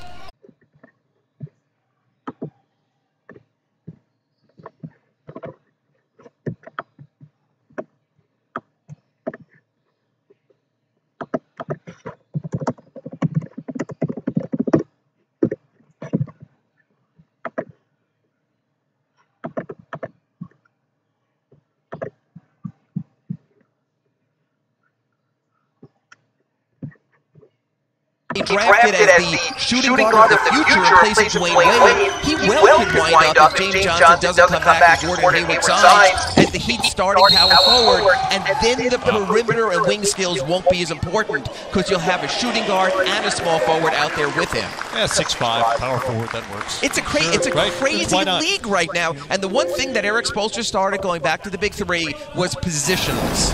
So you can ask him, what position is Justice Winslow starting at? And Eric sort of gives you that look. what does it matter? I'm throwing 5 guys out on the court. Even with the Bam Adebayo selection, when people said, Eric, this is becoming a perimeter three-point league, what are you doing? He had this sort of, smile on his face, and he said, we might play 5, 6, 9 players a little bit to see what's going on. And when I spoke to one scout here, he told me, hey, while other teams are going small, sometimes you have to do something different to find your success. The Heat, they're trying to be different. Ira, appreciate it. As always, Ira publishes on Twitter and in the paper more than once every 100 years. 5 stories already posted already before noon. It's what I do. Appreciate it. We'll be back in Orlando. Charlotte leads it by 8 at 67-59, day 1 of Summer League.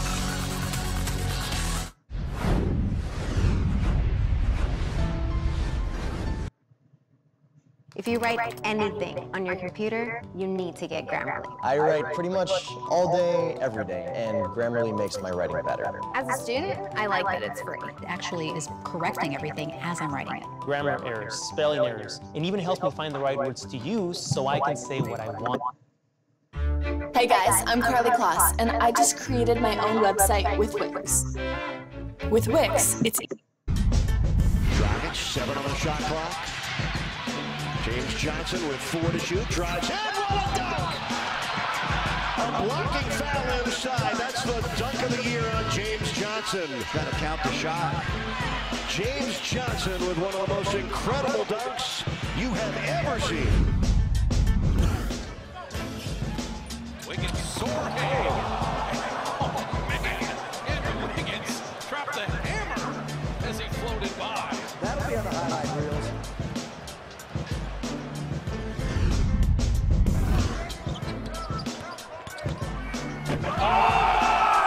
He threw it down! That's a punch! Way to go, Pete! We have not seen anything like that from Paul George since the injury. What a punch!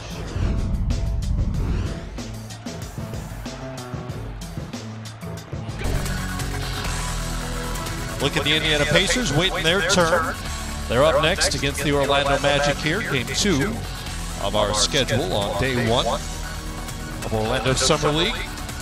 Game 1 is about 2 minutes 55 seconds or so from concluding at least the regulation portion of the game. With Charlotte up 67-59, they've led by as many as 13 in this game. He'd have trailed almost the entire way. Their only lead was a 1-point lead early in the game. Man, it looked like Miles Turner was over there. He is. Not playing, but he's over there. Great supporting his young players. Well, Miles Turner is pretty much the face of the franchise right now. Yes, he is. Right now, Miami, they're going to have to play quick here, but execute every time offensively. There's still a lot of time left here in this game to get back in it and ultimately win. You got to score on the offensive end. Their offensive execution has not been very good. They've been best on second chance points and hustle plays, forcing turnovers. Haven't been able to score or shoot well the entire way. That's what they've been able to do. Clavel will pull up on the 3, back rims that. And as a team now, Heat are 6 of 29 from three-point range. Weber on the other end. And the lead is back to double digits. What a move. I'm trying to figure out what it is he did, but whatever it was effective. It worked. It worked. Whatever just happened. Weber has 15 on 5 of 12 shooting, also 5 rebounds. He came over there. See how just remarkably quick he is, and the ground he just covered to get over there and get a hand on that ball. He just has great instincts, anticipation, and takes the challenge and loves to compete on the defensive end. Also really, I mean, he just fits the profile of a perimeter defender. 6'2" with a 6'7" wingspan. Reminds me of Patrick Beverly a little bit. Yes, a little bit. A minute 46 to go here. 10-point lead for the Hornets. 5 סיבות לעבור ל-Life Easy Gel. Easy Gel חולק במרקם ג'ל שאפשר לעשות גם בבית. הוא מהיר וקל, רק 2 שלבי מריחה, וזהו. אז סוף סוף את יכולה להיפרד ממנורת הייבוש. הוא עמיד במיוחד, ויישאר איתך לאורך זמן. ותוכלי להסיר אותו בעזרת הציטון רגיל, שיתחשק לך לגוון. חדש, Life Easy Gel, לחיים קלים במיוחד. להשיג רק בסופר פארם. Let's suppose that you're writing a really important email to a colleague. Or a post on Facebook that all your friends will see. Or a paper for your English class that you just have to get an A on. Or a resume for your dream job. Or a message to your crush on a dating site. The point is that you write important things each and every day. And whether you're an English professor or an English learner, we all could use a second pair of eyes to help us make sure we're always putting our best foot forward. Enter Grammarly, a writing app developed by some of the world's leading linguists. Grammarly helps you find and fix grammar, spelling, and punctuation errors wherever you write. Errors that other spelling and grammar checkers just can't catch. Grammarly also helps you improve word choice and style, making your writing clear and compelling all the time. Best of all, it's free. Better writing, better results. Click on the button to download Grammarly now.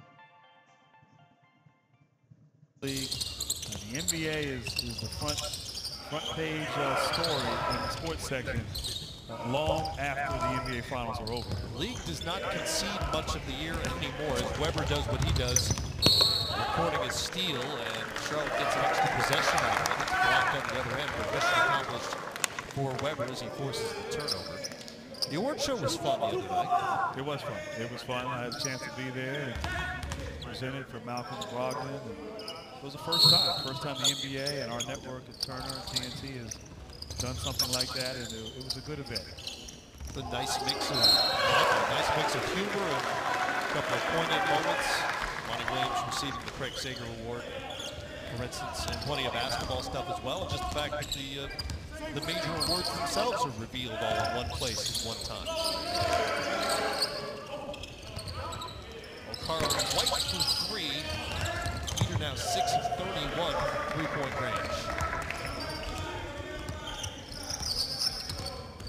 Any surprises for you for the awards? No, I wasn't really surprised. I wasn't really surprised at all. No, it was as expected. I think Russell Westbrook was deserving, and obviously Harden had a great year, and Leonard, but I don't think anybody shot there. But it was just nicely done. Something that our league, in terms of differentiating itself from other leagues, having a show like that. And what I liked was all the former players that were present. Yes. And guys that I've watched, guys that played against. Russell, I thought he was tremendous. And so it was well done. Lifetime Achievement Award, Bill Russell. The bar is high. Here's Dwayne Bacon, throwing it down here late as the Hornets are set to walk off with a Summer League win. I thought Westbrook would win the award. That was the toughest MVP vote I've had as a voter. I thought he would win. Of course he did.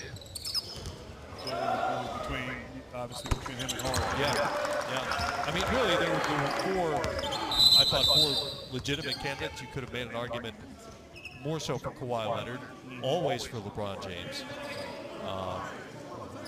But between Westbrook and Harden, and I was one of the voters who voted Harden 2 years ago over Steph. You're right. I forgot about that. He had a great year 2 years ago, and then, I mean, this past year, when you really think about what Harden did and leading his team with the numbers he put up, I mean, any other year would have been an MVP type season. But he had a fantastic year. I mean, he really did. Didn't finish in the top 5. It's crazy. A technical foul for delay of game. That's what the free throw is for. Clearly, these guys want to keep playing. They're using the D-League advance rule. You saw Steven Silas signaling that he wants to inbound the ball in the front court. And now timeout with Charlotte up 72-64. Not sure what play is being drawn up here in an 8-point game with 17.7 seconds left, but you never know. It's a teaching opportunity. It's a teaching opportunity, and as you know, Matt, coaches are always coaching. might experiment with something here that may come in handy later in this tournament. So they will play out these last 17.7 seconds. Exact. Reminder of the Summer League rules, 10-minute quarters. Penalty on the 10th team foul or second of the last 2 minutes. Very, very rarely will player foul out because you get 10 fouls. Oh, wow. You want guys in the game. I mean, I should play this Summer League. I have 10 fouls. I would have had a field day. And as we mentioned earlier, there are points up for grabs in every quarter in the Orlando Summer League, which helps keep the standings and ultimately will decide the seedings when the tournament portion of the event begins later on in the week. I like that. I do like that. I've always liked that. Yeah. No, it would be interesting if they would, implement that with the NBA regular season. Just that would. I don't think they will. But you know what? It would, here's an argument for it. It would likely eliminate, I mean, it would still happen occasionally, but likely eliminate ties within a conference. I agree with that. Lots of teams are going to wind up with the same record, in any individual season. But very seldom, I would imagine, would teams wind up with the same point total if you implemented something like that. I agree. I also think it's interesting, too, like, when you're in a blowout, when you rest your guys, right? And you want to win that quarter. So much emphasis on resting players, so that might not work in that regard. But it would be interesting to sort of flirt with that possibility. This is the longest 17 seconds. Actually, the longest 4 seconds. Yeah, not 17. We're only 4 seconds into the 17-7. To my knowledge, nobody's pushing for the point system in the NBA, but no, it's an interesting thought. It is an interesting thought. Weber at the line, padding his numbers here late. Briante Weber has 15 now with another opportunity to go. He's played solid, man. I'd like to see him work a little bit more on his jump shot. He can get his shooting a little bit more arc on his jumper. He's got a chance as Miami calls a timeout. Sure. Never know when you might have that 10-point play somewhere in the bag. We'll take a break along with the Heat. Hornets lead it by 10. I love the WNBA. This is gorgeous. They're huge talents. I learned a little bit from them as well. They make the game extremely exciting to watch. Why do I watch them work? You have got to be kidding me. 2 words: sick hands, mad skills. Spectacular. Candace Parker, Della Don, Sue Bird, and Diane Ross. Maya Moore. You have a fan in me because you are the best at what you do.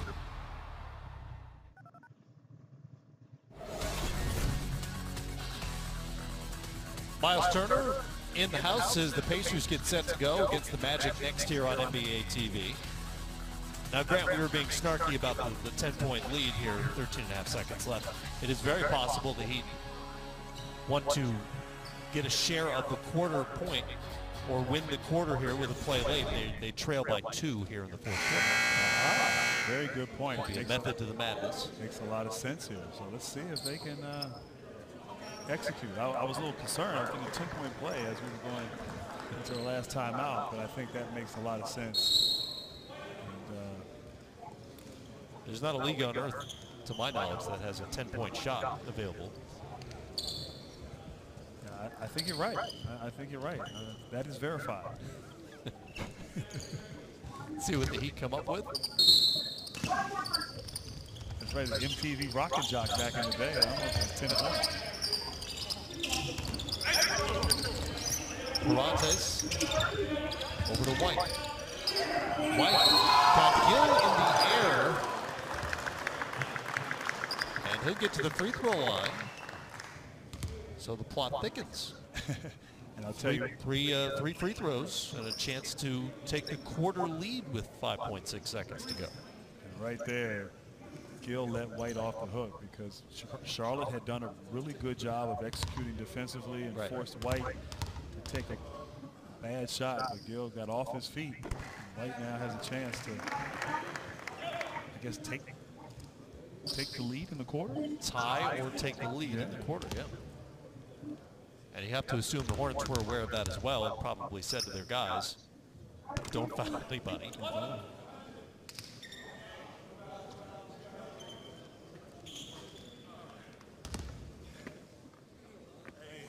So if he scores, does that mean Charlotte will call a timeout?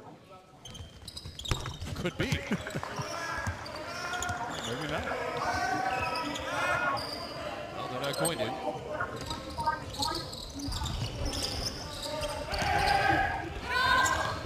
That's to win the quarter.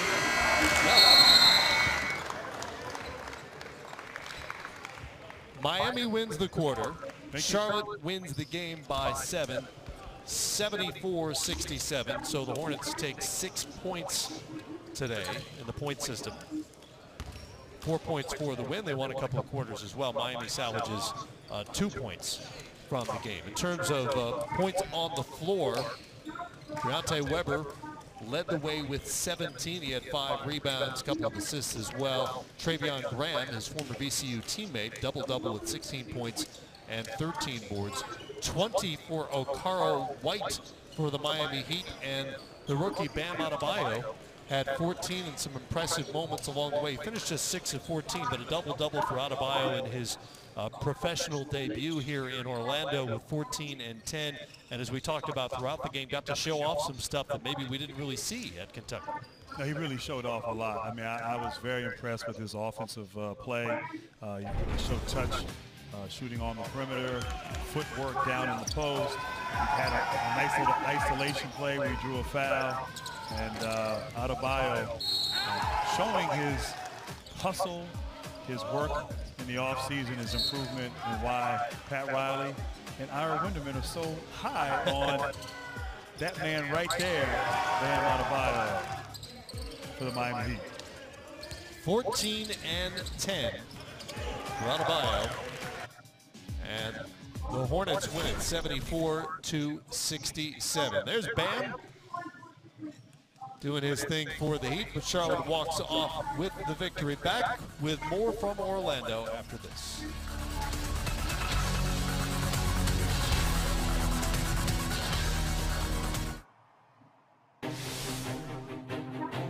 Which of these young men will be next to alter the destiny of this franchise?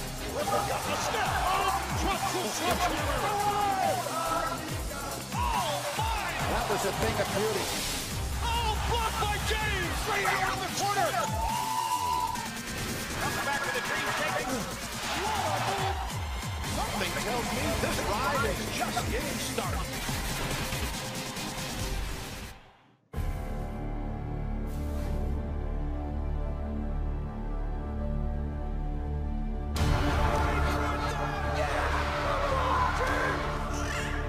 It's back-to-back titles for the Heat.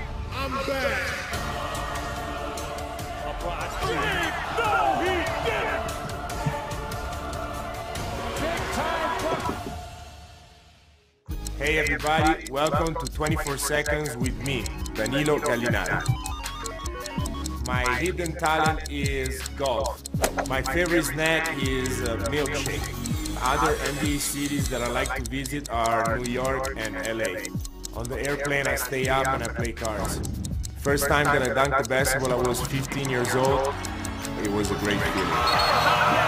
All right, that's a wrap. I'm out. The 2017 NBA rookie class is star-studded. I think the future is very bright. I'm excited to get there. It's a dream come true. I'm gonna play hard every game. And summer is their first taste of the real spotlight. Summer League has arrived, and it's time to go to work. After all the preparation, talent will be showcased at the next level. 1 second. Summer League begins Saturday at 11 a.m. Eastern on NBA TV.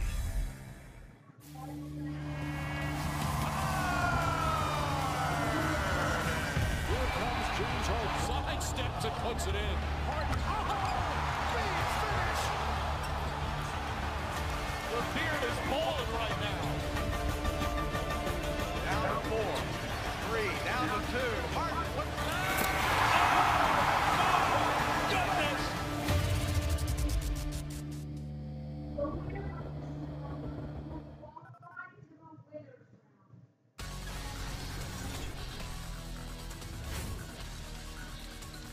Welcome back to Orlando, everybody. Summer League 2017. Matt Weiner, Grant Hill, and we're joined by the Charlotte Hornets' #1 pick, the 11th pick overall, Malik Monk out of Kentucky. Thanks for joining us. Unfortunately, we don't get to see you play out here because of an ankle injury. I guess this happened during the pre-draft process. How far back? Like a month. Really? It was like three weeks before I started working out with teams. But I stepped on somebody's foot. He closed out pretty hard and stayed there. I stepped on his foot, twisted it pretty bad. So what's your schedule this summer in terms of what you can do, what you'll be able to work on, how much time you spend with the Hornets staff, etc.? I'm here. I'm with them the whole time, just learning the offense, learning everything. But I'm lifting every day and getting treatment on my ankle every day, so it'll be good for me. Now, Malik, obviously the draft last week. I saw you obviously go up there and meet Commissioner Adam Silver. Just talk about the process, what the emotions were going through your mind, and obviously ultimately getting selected, going up and having your moment. Yeah, it's crazy. The whole process is crazy. I loved it though. All my family was there in New York with me. Most of my family never even came to New York, never been to New York, and I was able to bring them to New York, see all the places they never seen. To my grandpa, to his first Yankees game. That's his favorite. That was his favorite team. When he was little, that's the only team that was on TV. So I took him to his first game, and everything was great. And I just wanted to see my mom happy, and that's what happened when I walked across the stage. So I'm pretty happy with that. That's great. Good for you guys. We think of you as an off guard primarily and a scoring guard, especially paired with De'Aaron Fox, obviously, in Kentucky. But moving forward, I read that they wanted to try you out at the point a little bit here if you could play. What do you envision as your role? What have they told you that they expect from you in terms of where you'll play? Yeah, I'll be doing both. I'll start with the off guard, but when Kimber or whoever's playing one to go out, I'll move to the one sometimes. So we've been talking about me playing both, and I just got to get comfortable with both. And Malik, have you had a chance since you've been drafted to really sit down with Steve Clifford, learn about his philosophy, his system? You just talk a little bit about what he sees in you and what he expects from you this upcoming season. No, so as soon as I got drafted, the next day we got to go do the press conference. And that day he talked to me and he told me what he seen in me, and that was just me playing off the ball, on the ball, and just to be able to be comfortable with the one, because I'll be playing that a lot too. So I just got to be comfortable with one and two. Now I got to know this before we let you go. If you were to play your owner, Michael Jordan, right now in a game of one-on-one, who wins? I think I'll beat him. I like that. I like that. Got all the summer league you could possibly handle coming up here on NBA TV throughout the month of July. Tomorrow here from Orlando, we'll tip things off at 1 Eastern time with the Knicks and the Detroit Pistons.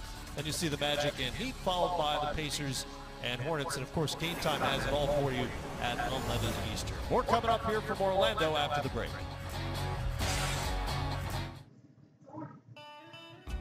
Leaning together is about what men can do as dads and partners to help support the women in our lives.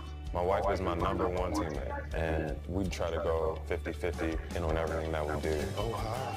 I'm proud to lean in for my amazing kids, and I'm the #1 fan. I always let my sister know she can be anything she wanted to be. Now we're talking. And I'm proud to do my part to support gender equality. Now it's your turn. Use the hashtag #LeanInTogether to share your story with us.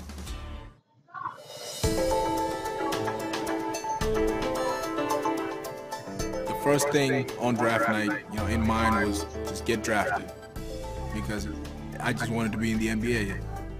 The Milwaukee Bucks select Thon Maker. It was just like relief. The door was open, so good job. But at the same time, now let's start something special.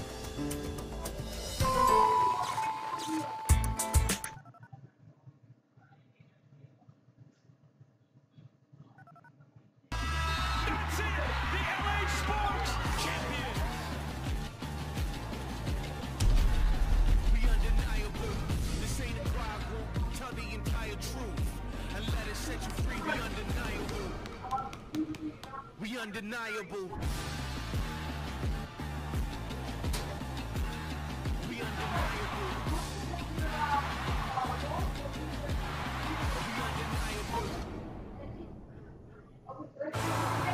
I love the WNBA. This is gorgeous they're huge talents. I learned a little bit from them as well. They make the game extremely exciting to watch. Why do I watch them work? You have got to be kidding me. 2 words, sick-handed, mad skills. Spectacular. Candace Parker, Della Dunn, Sue Bird and Diana Rossi. Maya Moore. You have a fan in me because you are the best at what you do.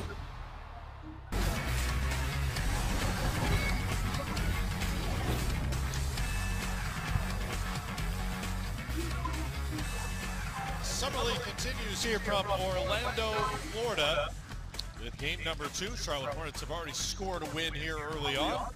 Next up, it's the hometown Magic. Pacers. Back inside Amway Center, Matt Weiner, Grant Hill with you.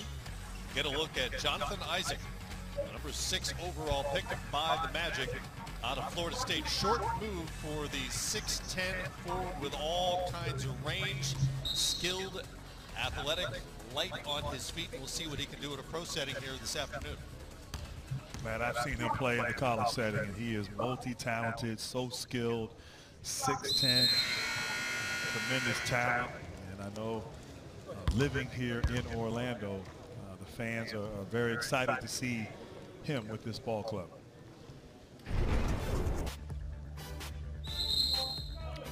Talked about what he can do. I mean, to be 6'10" on both ends of the floor, his skill, his talent, obviously his length, and he's still developing and getting better.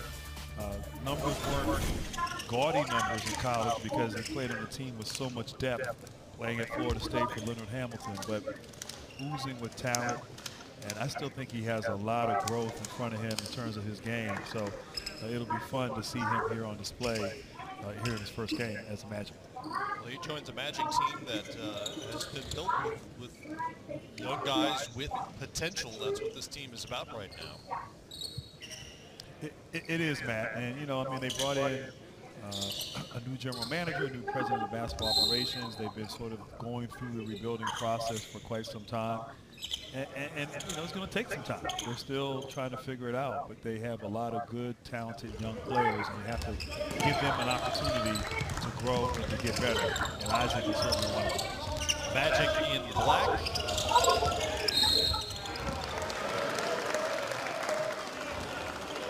And a foul early on. First 10 seconds of the game. Already a change to the lineup. Caleb Lucas is starting for the Magic. And Lucas will take the first shot of the game, just like game 1.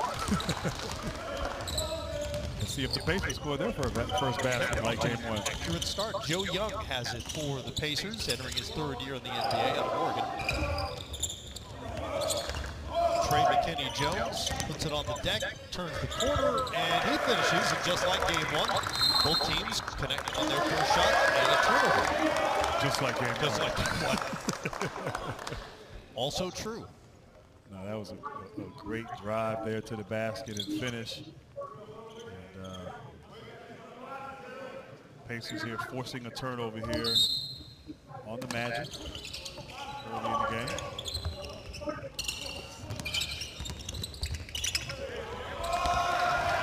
Good start for the Indiana Pacers as George Niang scores.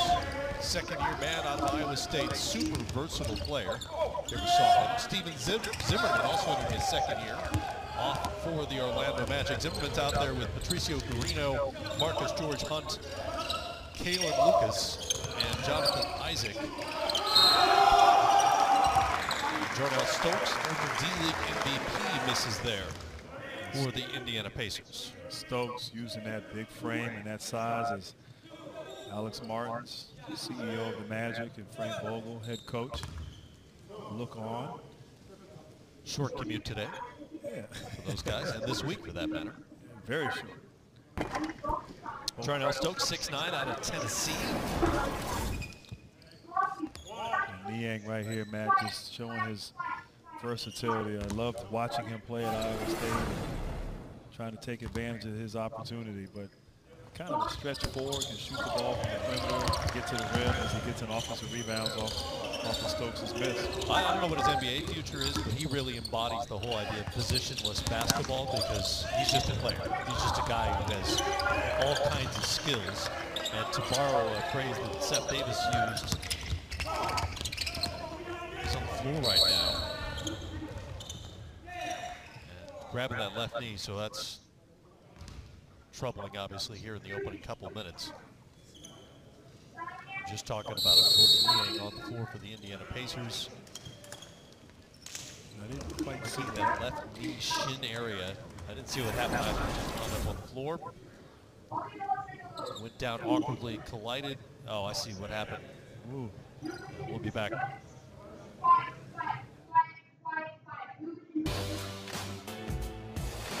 It's important for me to give back to the community because I'm helping change somebody's life. I always feel like when you focus on more people outside of yourself, life just feels a little bigger. The best way to give back is by your actions. Now that I'm a professional athlete and I know the impact that I can have on youth, the things that I can do to help out the community, I feel like it's really important.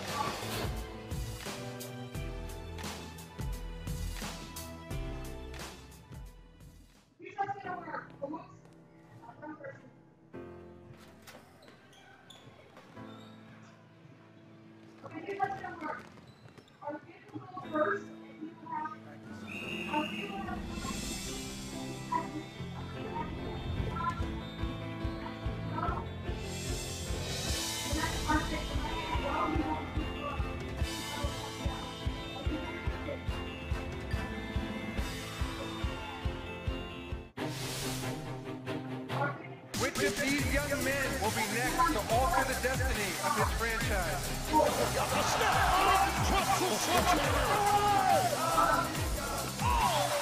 That was a thing of beauty. Oh, blocked by James! Straight around the corner! Coming back with a dream shaking. What a move! Something tells me this ride is just getting started. 1, 0, 5, 4, 3, 2, 1, 0. This was Niang a moment ago. George Niang walking off with some help from his teammate Miles Turner. After doing something, it appeared to the left knee area. I haven't reported or anything at this point. Just walked up the floor. Steven Zimmerman to the rim and one for the Magic. That was a nice play out of the timeout there by the Orlando Magic. Zimmerman in a screen and roll to the basket. The defense was late to rotate and got caught reaching. Zimmerman concentrated and finish.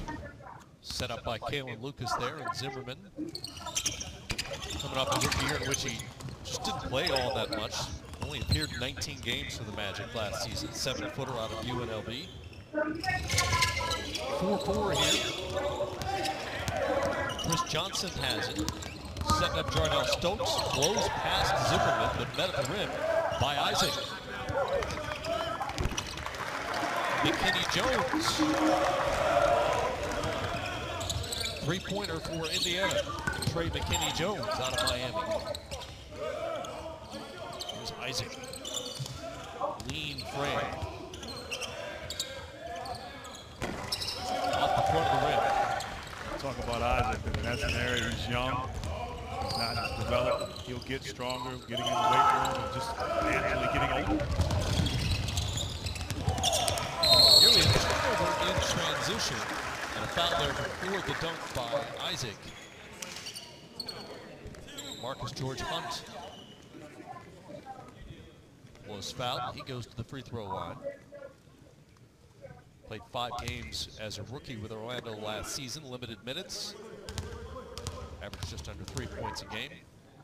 Undrafted out of Georgia Tech after a 4-year career in Atlanta. And this is why it's so critical. You have guys on this team like Zimmerman and George Hunt here, Hunt playing, and they didn't get a lot of time during the regular season. They work all, prepare themselves for the summer league, and they want to obviously have a good showing, but players don't get better unless you play. Right. And do all the drill work possible, but you need to get out there in the court, on the court, NBA game-like situation. As there's a tie-up jump ball opportunity, and it looks like they called a foul. Foul on Kaylin Lucas. Kaylin Lucas. Have to admire the hustle here, getting on the floor, but these guys are making the most of it here and trying to show that they've worked and improved on their game from last year. Foul does go on Lucas. McKinney Jones handles it for the Pacers. Over the board, back to McKinney Jones, and he'll drop the three. Great two-man game there between Young and Kenny Jones. And second three-point shot by Kenny Jones. Likes that corner. Yeah, he has 7 of their 9 points here early on. Isaac will try the three and drops it. Confident stroke from young Jonathan Isaac. Wow, very confident.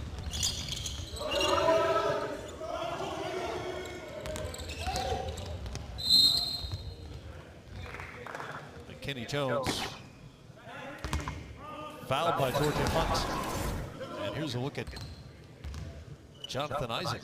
And Isaac showing off his range. Great setup by Lucas. Penetrating to the basket. But you're seeing there why they were so excited about him here in Orlando, why they chose him with the 6th pick. And had a nice block earlier defensively. And you want to get that first basket. He got it on that long three-point attempt. He steps out. Jalen Jones steps in for the Magic. A quick turnover by Indiana. Isaac actually asked to come out. We saw him wave, looking for a substitution. He can't be tired. He's only 19. I would hope not. I wouldn't think so. I don't know, maybe with the adrenaline. Maybe. That 3.5 minutes got to him. You wouldn't think so. Joe Young brings it up for the Pacers. Stokes. Back out to Young. He'll shoot it. That's what Joe Young does at his best. He is a scorer, former Pac-12 Player of the Year, who, if I remember my notes correctly, led the NCAA in shots attempted as a senior year, as a senior at Oregon. He's a scorer. He's definitely a scorer. Shots attempted. Okay. As a scorer's mentality. He's got a chance. He's not backing away. That one goes into the second row. Well, aside from his last turnover on that play, Young has been pretty solid thus far, getting the ball to various players and sort of running the show for the Pacers. And who knows, with an opportunity there, perhaps, if Jeff Teague lands elsewhere, maybe some more minutes are in the offing for Joe Young as Indiana gets younger.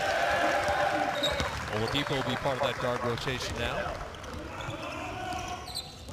Seems as though Teague is probably on his way out. That was like Lucas was able to get to the basket and draw a foul. I think it was on Stokes on that play, but you're right. I mean, you all of a sudden trade Paul George, Jeff Teague leaves, see if there's other moves that Indiana may possibly make. And you talked earlier, Miles Turner now at a very young age becomes the face of the franchise. So will they go with that youth movement? Will they try to bring in young talent? And will some of these players that are out here on display today be a part of that movement?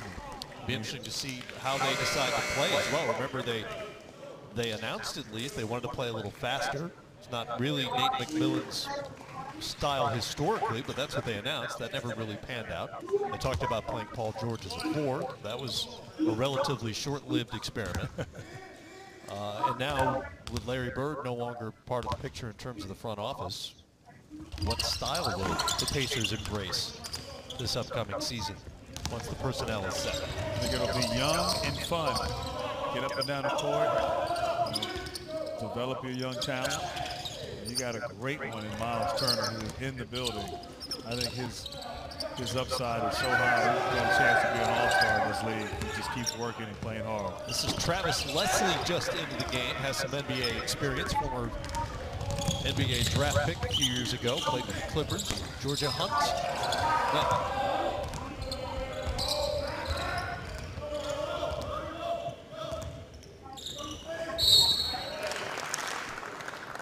foul there called on Matt Costello, trying to defend Augusto Cesar Lima. You know that Tom Izzo wouldn't have been upset about that foul. No.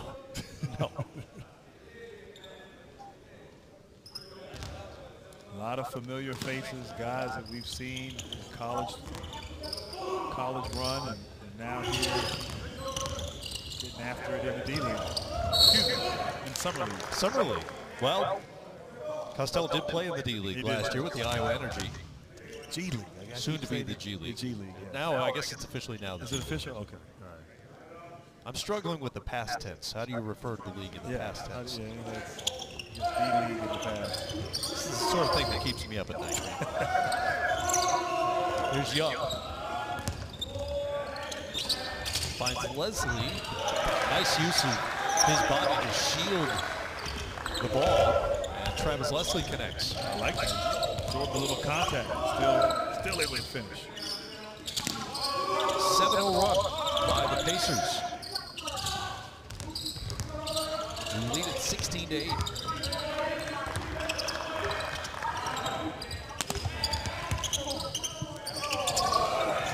Georgia Hunt. I like Georgia Hunt. Was very patient there. Got the ball, little head fake. Used his body and able to throw it inside. Aggressive defense by Orlando. Leslie sticks with it. And Joe Young will try it and knock it down. No hesitation. No hesitation. I like it. Taking 2 shots. He's got 6 points to show for it.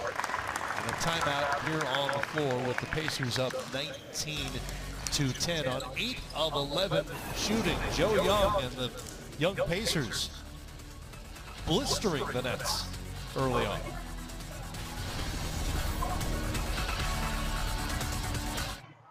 The open part of the open court is about really just being candid. Who's the best point guard of the 1980s, Isaiah? Come on, Zeke! That's what open court's all about. Guys who played the game at its highest level, just kind of sitting around and letting it rip. These guys have some of the best stories. And you'll never know where it's going to go. No offense, Brett. Who's the first white guy? Why would I take offense to that? I hate it when you do that when you're looking at me. It's bananas. That's what makes it fun. Catch episode highlights at NBA.com/opencourt. Hey everybody, welcome to 24 Seconds with me, Miles Turner. My handshake style is quite simple. Just keep it with a nice little firm handshake. My hidden talent is cooking. Keep cooking, big fella, keep cooking. First time I dunked, I was about 15. I stole the ball off inbound play, just fast break by myself, just a little one-handed, boom. Got it, dunk it. That's the way you gotta go to the rim. All right, that's the buzzer, I'm out.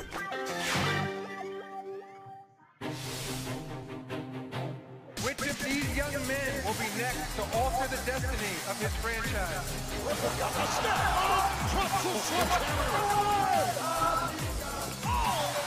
That was a thing of beauty. Oh, blocked by James! Right around the corner! Back to the green, shaking. Something tells me this ride is just getting started.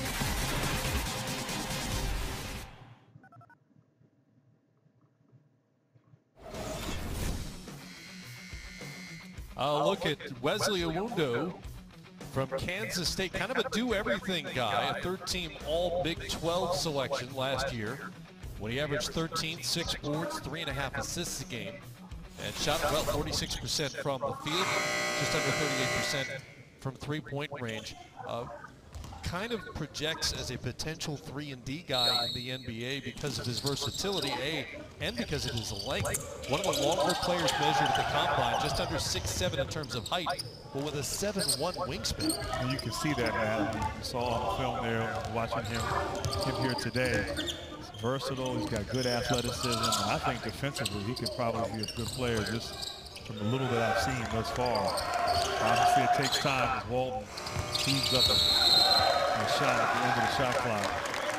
Awundo is someone who they are very excited about here, getting him in the second round of his potential. Only 2 players in Kansas State history have had 400 points, 200 rebounds, and 100 assists in a single season. The other? Mitch Richmond. Mitch Richmond. All right. Yeah, so if you're on a list with a Hall of Famer, you're off to a good start. It's a great start. Another. Naz Long has it. Can't finish.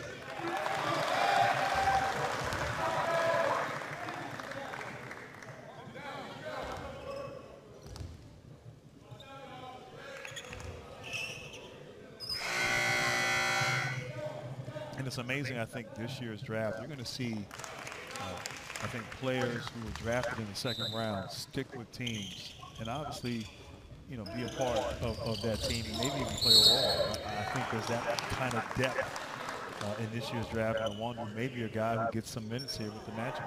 Well, we're coming off a season in which, for the first time ever, a second-round draft pick became NBA Rookie of the Year in Malcolm Brogdon, 36th overall pick last year.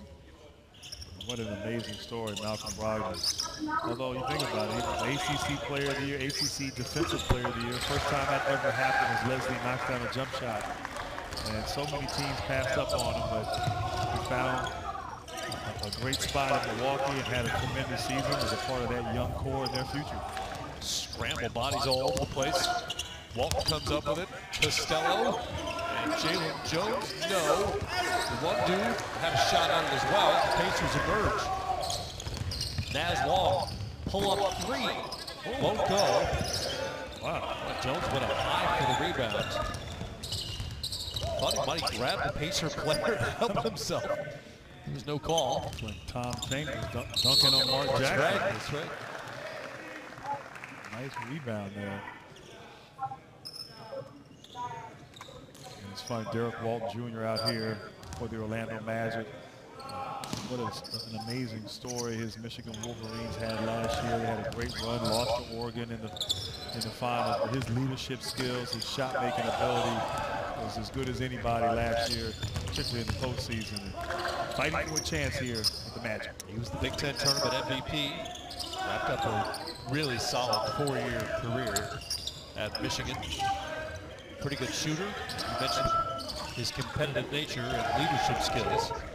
He brings it up now for the Orlando Magic. He'll try the three and shows off that range on cue. Derek Walton Jr. And he's a guy that's not going to, you know, be a great athlete. He's not, you know, he's little, but reminds me of a Quinn Cook. Quinn Cook who, you know, bounced around a little bit, but found a home last season, and he can shoot the ball, but his leadership skills are off the charts. His intangibles are what are going to really help him stick here. And, you know, Orlando's a young team. And having a guy who has that kind of character and leadership will come in handy. Here's Lloyd for the Indiana Pacers.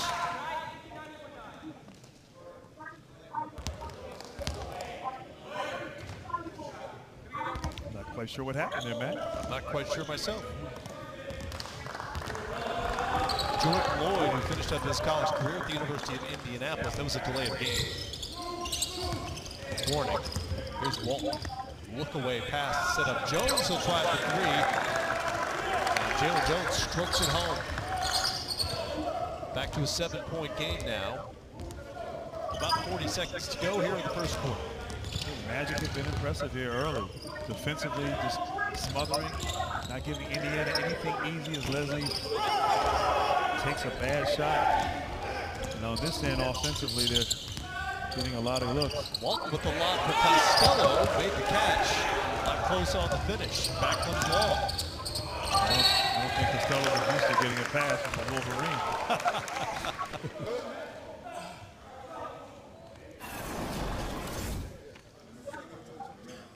Right here, Walton just showing off. Nice little look away assist, finding the open shooter. You know, being able to facilitate, playing in that beeline offense at Michigan, very much like an NBA offense. So showing a lot here early. Got an injury on the floor. We'll take a break here, try to get you an update on the other side.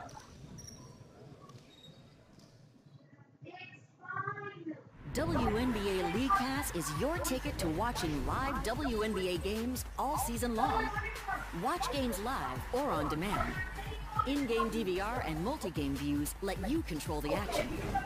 Access WNBA League Pass on the go from the WNBA app. Your favorite teams and players are on more devices than ever before. Go to WNBA.com/League Pass to get in on the action.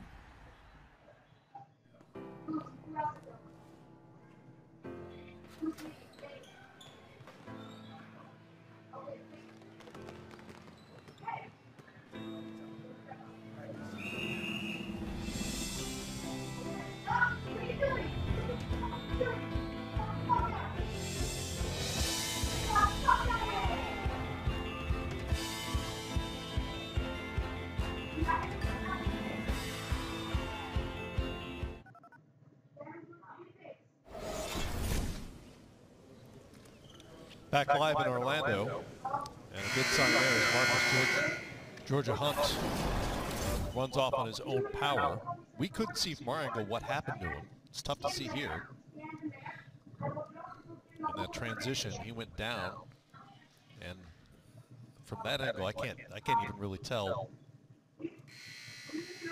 how he might have hurt himself. But he was down for a minute or two before walking off. I think he might have just hit the stanchion. Yeah, I think he did. I think he ran into it as he was chasing down on defense and might have bumped his knee or his leg in that situation. But it looks like he's going to be okay.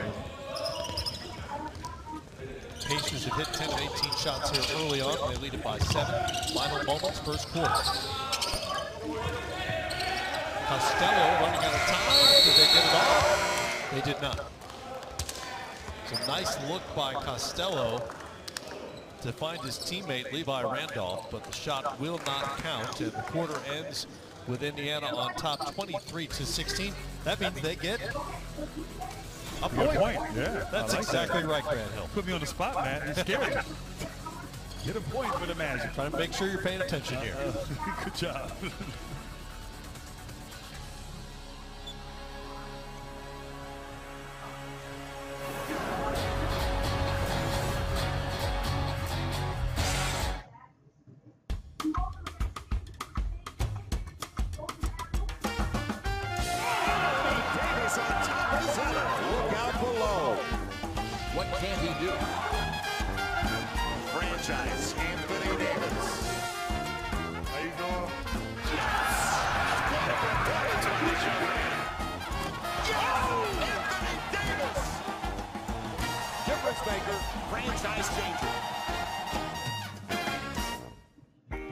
The 2017 NBA rookie class is star-studded. I think the future's very bright. I'm excited to get there. It's a dream come true. I'm gonna play hard every game.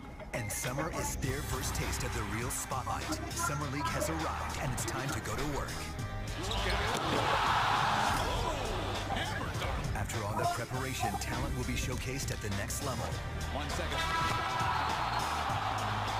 Summer League begins Saturday at 11 a.m. Eastern on NBA TV. Which of these young men will be next to alter the destiny of his franchise?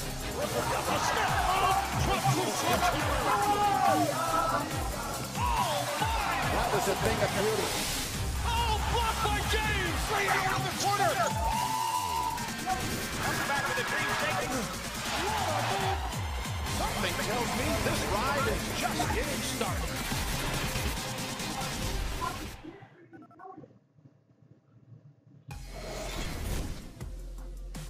Tune in to Free Agent Fever on NBA TV for the latest free agent news tonight at 7 Eastern Time. And there's plenty to talk about, of course. All the activity in the last 24 hours or so. The Paul George trade came out of the blue for most of us. Blake Griffin sticking in LA with an enormous deal that would have been a record if not for Steph Curry's deal, which is for 5 years and $201 million. The math is not exactly correct, but he's going to make close to $500,000 a game in the regular season. It just speaks volumes to the success of the league and how it's grown, and how popular it is, and to see these type of contracts is truly remarkable and amazing. Naz Long, 9-1-1-3. Janet Jones had a hand on it, couldn't hold it. Stays with the Indiana Pacers. Gordon Hayward making his rounds. Apparently is here in Florida, speaking to the Heat. Is or was, I don't know. His banner was up on The banner was up down. Costello running the core. One who tried to find it. It's stolen away by the Pacers. Travis Leslie. Thought he got away with a walk. He may have. Back out to Lloyd. Cross court to Long. Still plenty of time. Long uses the pick. Over to Lloyd. He'll try the three. Off the back rim. I said earlier, the defense has been impressive for the Magic. You know, nothing easy for Indiana. Everything's contested. Everything's challenged.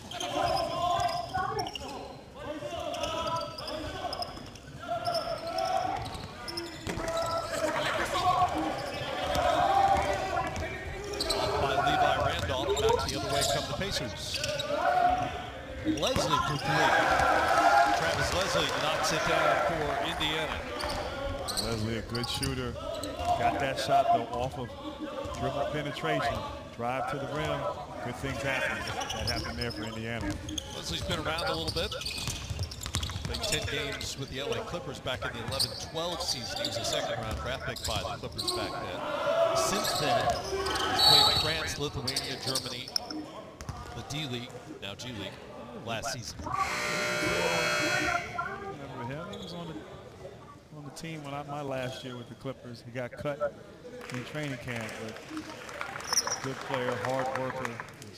Didn't recognize him with his beard. But he is looking good out here on the court. Well, he's gotten older. He's gotten older, yeah. It wasn't quite as popular back in 2012 as it is now. Everybody has a beard now.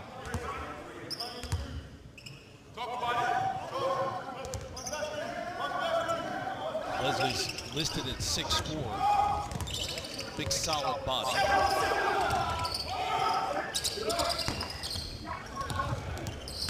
Second chance for Orlando.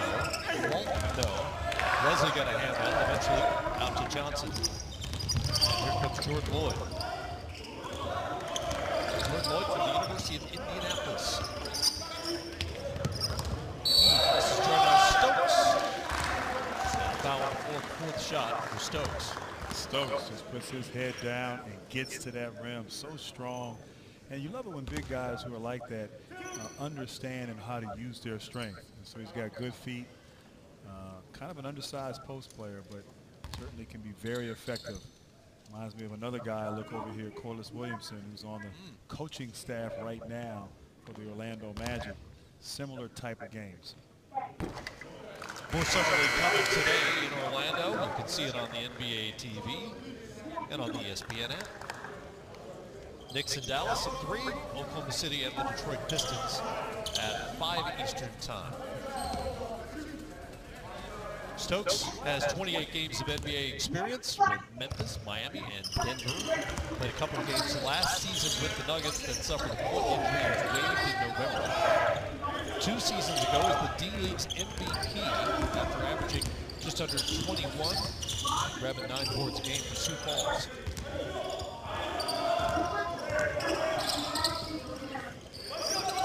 Pacers up by 11. Isaac, excuse me, lost it. Got it back. There's Lucas. Up against the shot clock, air ball, and a shot clock violation. Credit to defense there by Indiana. Anytime you can force a shot clock violation, it's a good job. So the Indiana Pacers look to improve from 42 and 40, or maybe to rebuild, frankly, without Paul George. Now no longer part of the picture. Jeff Teague is off to Minnesota, reportedly, on a 3-year deal. Pacers will play on team, swept by the Cavaliers as a 7th seed, as you see Naz Ball drop in the little floater. And it's interesting how things can change in 1 year. With some of the acquisitions last summer, there was so much high hopes with that franchise. Jeff Teague came over, and Thaddeus Young, Al Jefferson was there. Things just couldn't get done this season, and obviously George is gone. Randolph knocked down 3, and so you're right. What direction will they go? Are they going to go with that youth movement, sort of a rebuilding approach? Sure seems that way. And I agree. seems like, at least from the outside, they feature Miles Turner, kind of build around that and see what they have with the young players, including another opportunity for Victor Oladipo, who was in kind of an odd spot, frankly, with Oklahoma City after starting out here in Orlando. The question of Oladipo is sort of what is it? Is he a 1 or 2? More into this sort of positionless style of basketball. I do think he's improved. His shooting got a little better, but I think he likes to have the ball in his hands. And that wasn't going to happen with Russell Westbrook. Right, so. and he's not a spot-up shooter. Exactly. Not a catch and shoot. Isaac off on the jumper. A couple of Pacers battle for it. Jordan Wood brings it up for Indiana. Well, that was the question about Oladipo coming out of Indiana, University of Indiana, or Indiana.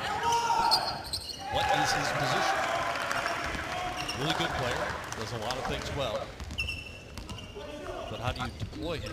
Right. I know when he was here in Orlando, they put him at point guard some, and it wasn't quite natural.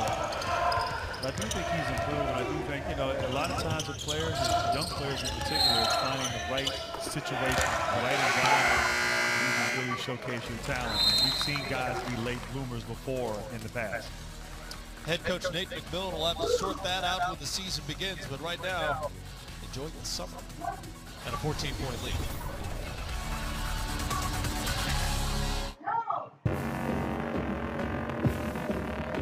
Ball, clock at 5. Go! CP3. He is the ultimate competitor. He is not afraid of the moment. Oh, that's the CP3 we know and love. I've never seen anybody that hates to lose more than Chris Paul. Final seconds, Paul. Chris Paul, one of the greatest point guards we have in our game.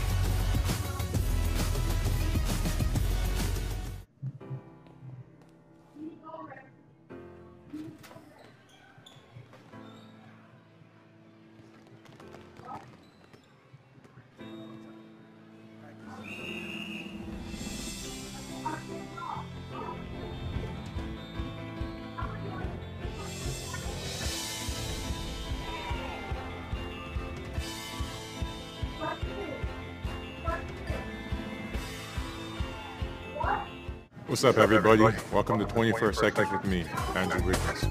On the court, I just let my game do the talking. You know, I'm confident in what I do, let my game speak. The best stretch of scoring in Andrew Wiggins' career. If I was coach for a day, the one thing I would do is play with the team. Oh my God! The NBA city I like to visit most is Toronto. All right, that's a buzzer. I'm out.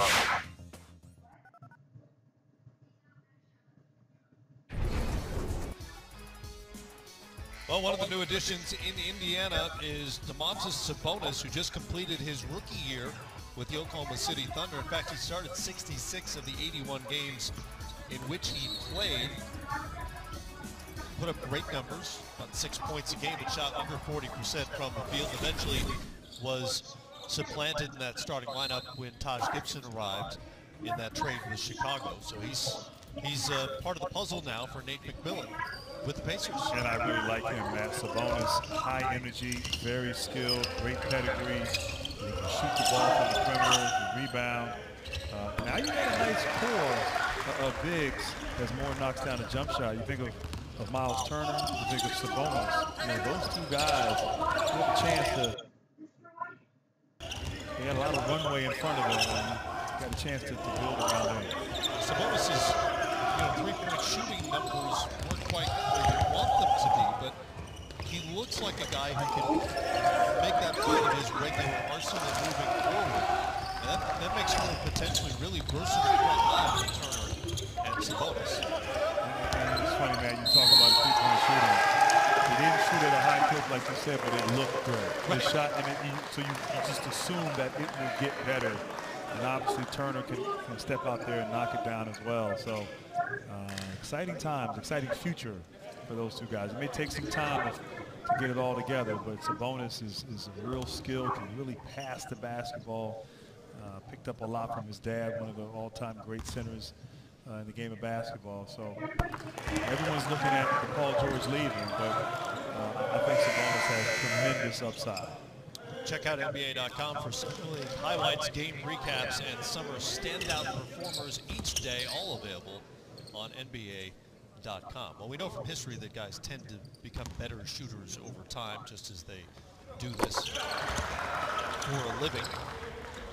Spend unlimited time in the gym working on their shot, and to your point, Sabonis' shot does not look broken in any way. I've seen worse. Yes. Here's Isaac, whose second three-pointer, by the way, was not as convincing as his first three-pointer. Lucas with the three. That was convincing. Yes. And Isaac is young, but he's got a lot of talent. And, the pace of the game, the speed, the physicality from college to the NBA is an adjustment for all rookies. And he's certainly going to go and experience that. That's why Summer League's so good. You get a taste of it here early. Stokes had Zimmerman pinned down near the rim, and Zimmerman picks up the foul, trying to defend him. Darnell Stokes, a guy really seems to understand his game. What's going to work for him? It's going to get him back to the NBA. Trey McKinney-Jones flips it. And the three is off by Chris Johnson.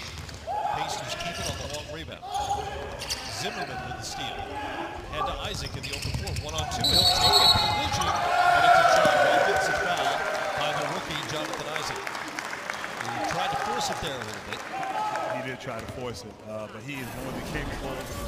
6'10" in the open court, transition, trying to get to the basket. You got to give credit is due, stepping in, taking the charge. A lot of charges we've seen here today. Guys aren't afraid to get on the floor and get dirty. Trey McKinney-Jones did the job of getting in front of him as Stokes knocks down the jumper. Stokes, that's something he's added to his game, that little jump shot right there. He shot it with confidence. I know he can get to the basket, finish in the rim with strength. That jumper's been good. McKinney-Jones nearly got the steal. Here's Zimmerman. Over to Lucas. Isolated against Joe Young. Pick and pop with Zimmerman. Hung and was able to show off the touch with the left hand. Yes, indeed. Great concentration right there. A little hang time. For a half second, I thought he was going to try to dunk that ball. I did too. I like his number.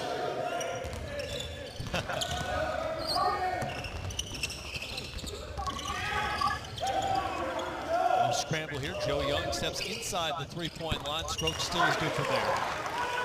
Joe Young knocks it down for the Pacers. He's got 6 points. Excuse me, 8 points now on a perfect 3-and-3 shooting. Officially, they called that a 3, but he clearly stepped inside the line. 2 and 8 points. Definitely a 2-point shot right there. A nice one, but Zimmerman had that play. A little hang time, a little offhand action. Nice touch.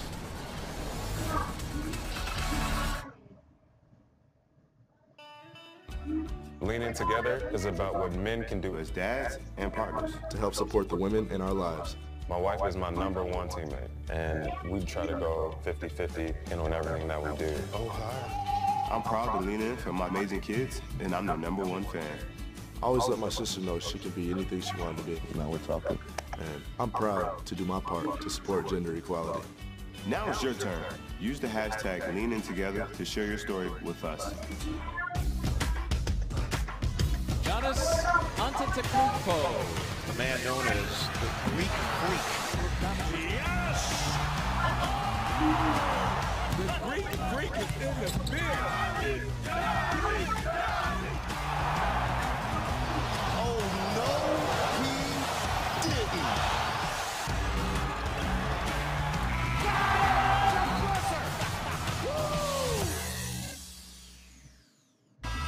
That's it, the LA Sports Champion. We undeniable. This ain't a choir group. Tell the entire truth and let it set you free. We undeniable. We undeniable.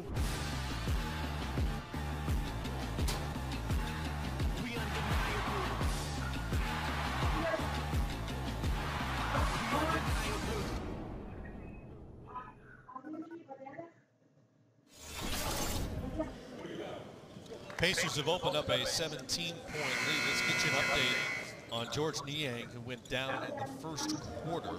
The official diagnosis on Niang is a sprained left knee, and they tell us he is questionable to return.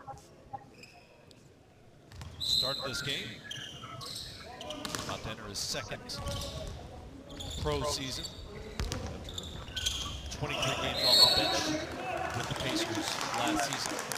He, I think, dodged one there because questionable. I mean, the way he fell and he was carried off there, I was very concerned. So to hear that it's just a sprain is good news for him and for his Pacer teammates. Hopefully that is the ultimate diagnosis. I was about to say when he got hurt, as Trey McKinney-Jones knocks down to borrow a Seth Davis music. Orlando's discombobulated on the inbound and turns it over. I had a bit of a man crush on George Niang when he was at Iowa State. I just really enjoyed the way he plays. A guy who doesn't necessarily fit a particular position, but does a lot of things well. Really good playmaker, kind of a point forward type. Just knows how to do a lot of things. How that translates into the NBA ultimately remains to be seen. But just a really smart, high IQ sort of basketball player. I agree with all those things. Maybe not the man crush, but I agree. After that, you're on board? I'm on board. And all the Seth Davis references to that. Turned away by Chris Johnson. McKinney-Jones. Lucas pushes. 2 on 3 to take it. No good. Jalen Jones up high for the rebound. Goes to the other side. Can't connect. Missed opportunity by Orlando. Got to make those point-blank layups if you're Orlando. They got to make anything. They're shooting 26.5% right now. Joe Young short on the jumper. Hits the floor hard. Great possession there. You can get that anytime you want. Ball movement and execution is critical, particularly here in Summer League. Patricio Carino trying to jump. Carino knocks it down for Orlando. Much needed bucket provided by the Argentine Carino.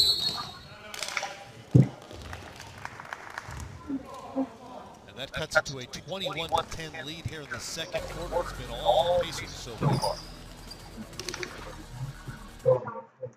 I love the WNBA. They're huge talents. I learned a little bit from them as well. They make the game extremely exciting to watch. Why do I watch them work? You have got to be kidding me. 2 words. Sick-handed. Mad skill. Spectacular. Candace Parker. Deladon. Sue Bird. Diana Ross. Buy more. You have a fan in me because you are the best at what you do.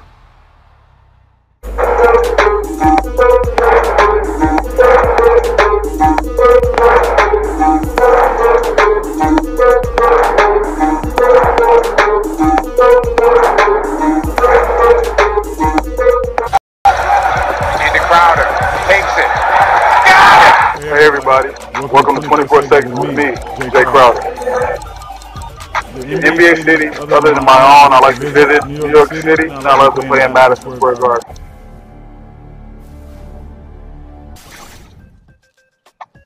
The WNBA season is here.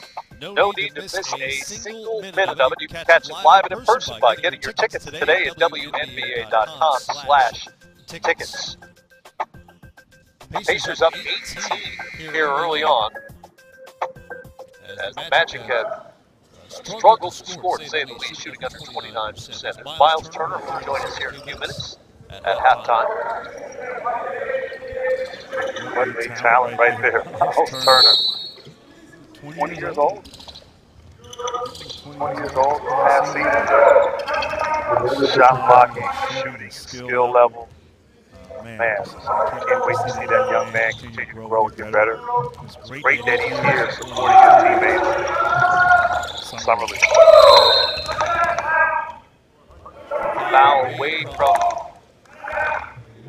from ball time with the quarter, so 6.2 seconds left. Indiana will get it back. Turner has Turner's now 21. 21 in March. And as we've been discussing, it appears to be the core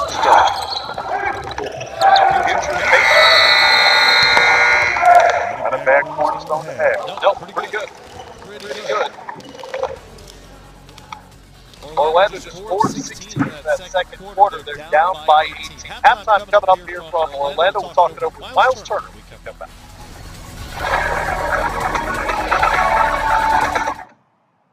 WNBA League Pass is your ticket to watching live WNBA games all season long. Watch games live or on demand. In-game DVR and multi-game views let you control the action. Access WNBA League Pass on the go from the WNBA app. Your favorite teams and players are on more devices than ever before. Go to WNBA.com/League Pass to get in on the action.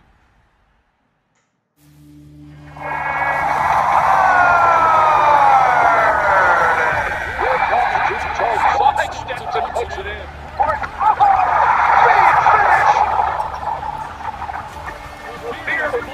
Right now. Down to 4, 3, down to 2. Martin. Goodness!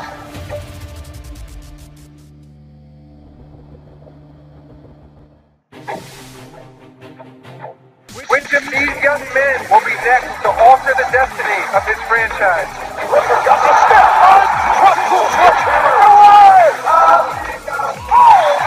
That was a thing of beauty. Oh, blocked by James! Ray Allen's the corner! Comes back with a green take.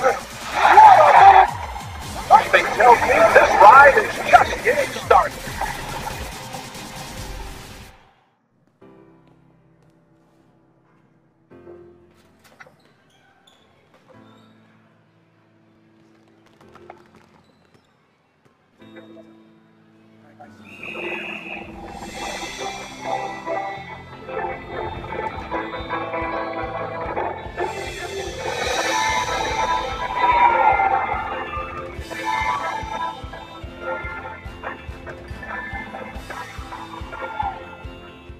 This copyrighted broadcast of the National Basketball Association may not be retransmitted, reproduced, rebroadcast, or otherwise distributed or used in any form without the express written consent of the NBA.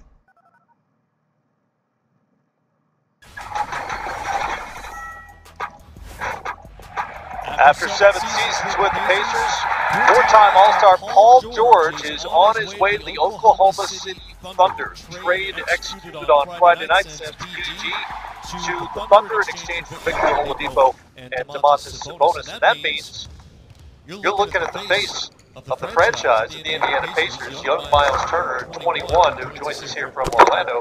How you doing? And what have the last 24 hours been like for you, learning of this news? Which couldn't have been an enormous surprise that Paul George is on his way out. Right, man. It was funny, man. I just got down here. It's a nice little humid weather. I missed so much, and I took a nap and I woke up and I saw the news. Like, wow, Thunder of all people. That was, you hear the rumors of Celtics, Lakers, Jazz, and Thunder's a dark horse team. So it was definitely surprising, but he's moving on to his endeavors, and he's got to do what he has to do. Had to be your expectation that you would go into training camp without Paul George one way or the other based on the circumstances. Yeah, just him making it known that he wanted to play for the Lakers. We knew we had to move him and start acquiring some pieces and looking forward to the future. So, we texted back and forth a little bit. Couldn't be happy for him. So, future's here. As interesting as Matt said, you are the face of the franchise. And I'm just curious, what have you learned from playing with a Paul George and understanding the responsibility that comes with that title? Well, I learned so much from him my rookie year. When I missed out that time, with my thumb and missed some games, I just looked at his approach. The way he played the game, the way he, was the first guy in the gym, last guy to leave, kind of thing. You hear that it's so nonchalant the way he does it, man. It's just a part of his game, man.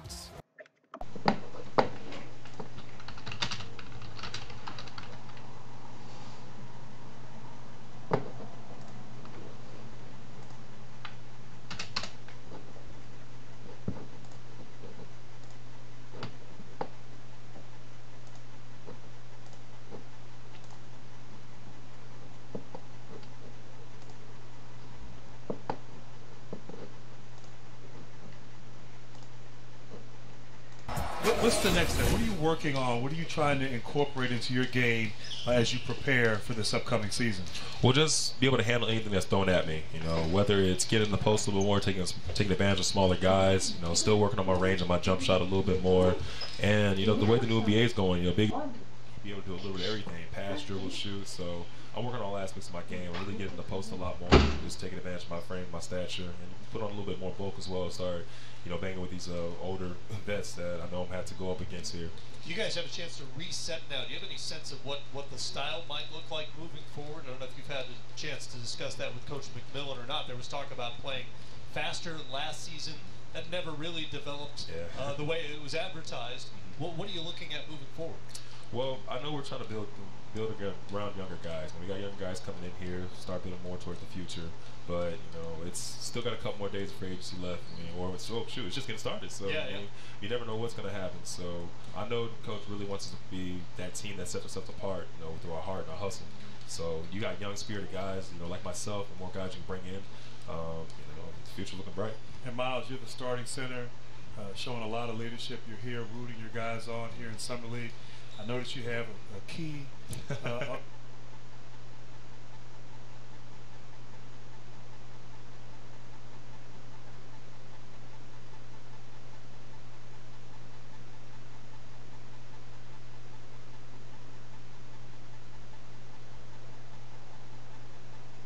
Around your neck. Are you the key to the interesting summer already, and we look forward to seeing what the future holds for you guys in Indiana. No, I appreciate the support, man. Thank you guys. Miles Turner with us here, and we'll be back with more from Orlando.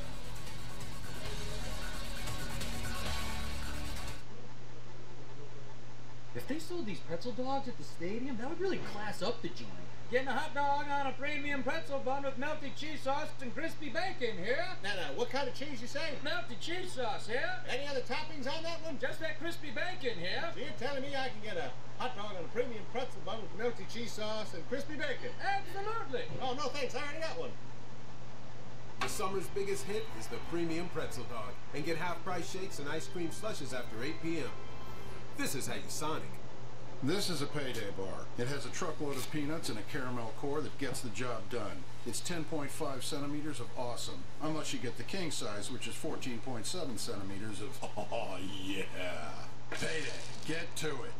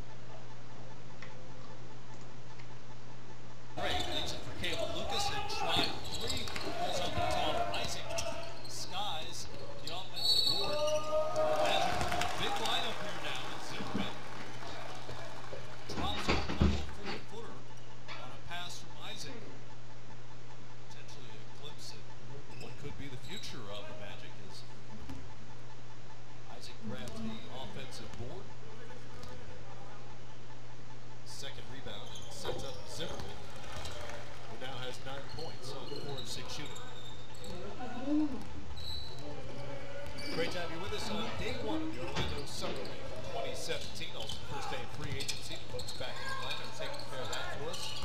Keeping an eye on it. As Johnson gets hot here early on in the third quarter. Chris Johnson knocks down the three. He's got 7. Here's the rookie Isaac. Already knocked down a 3 here. A little shaky on the other jump shot attempt so far. Very much a work in progress. The number 6 overall pick out of Florida State. Darnell Stokes hands it off to Johnson.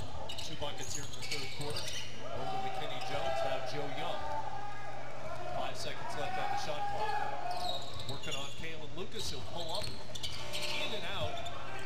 Isaac with the board. Marcus Georgia Hunt won't go for it. Here comes Joe Young. Cross-court pass to Johnson. Looking for Darnell Stokes in the post, guarded by Zimmerman. Good dig by Georgia Hunt. Gets a hand on it. And the foul goes against Stokes.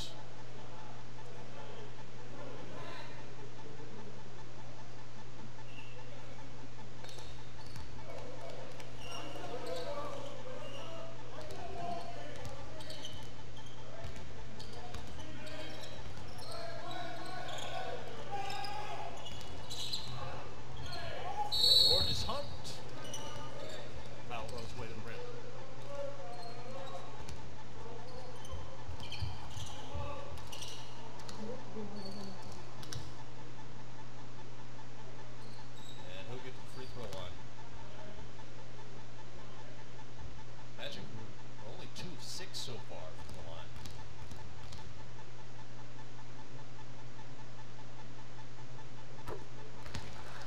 Georgia Hunt, 4-year player at Georgia Tech.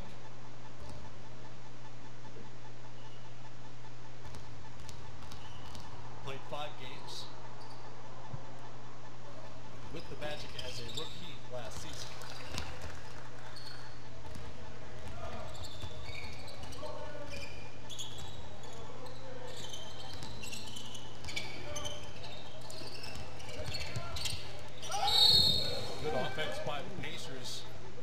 Goes down very hard as he's fouled on his way to the rim. Ben Moore out of SMU, slow to get up. Let's hope he's okay there. A little dazed. I'll tell you what, that was tremendous offensive execution.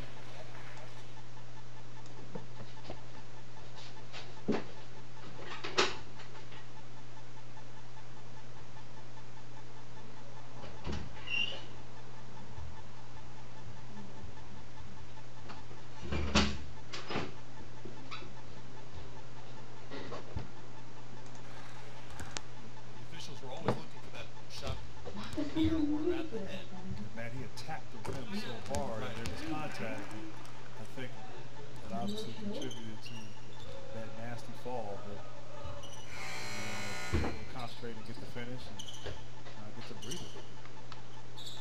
Excuse me, concentrate and get the free throws. He got the free throws. Steps off, catches breath.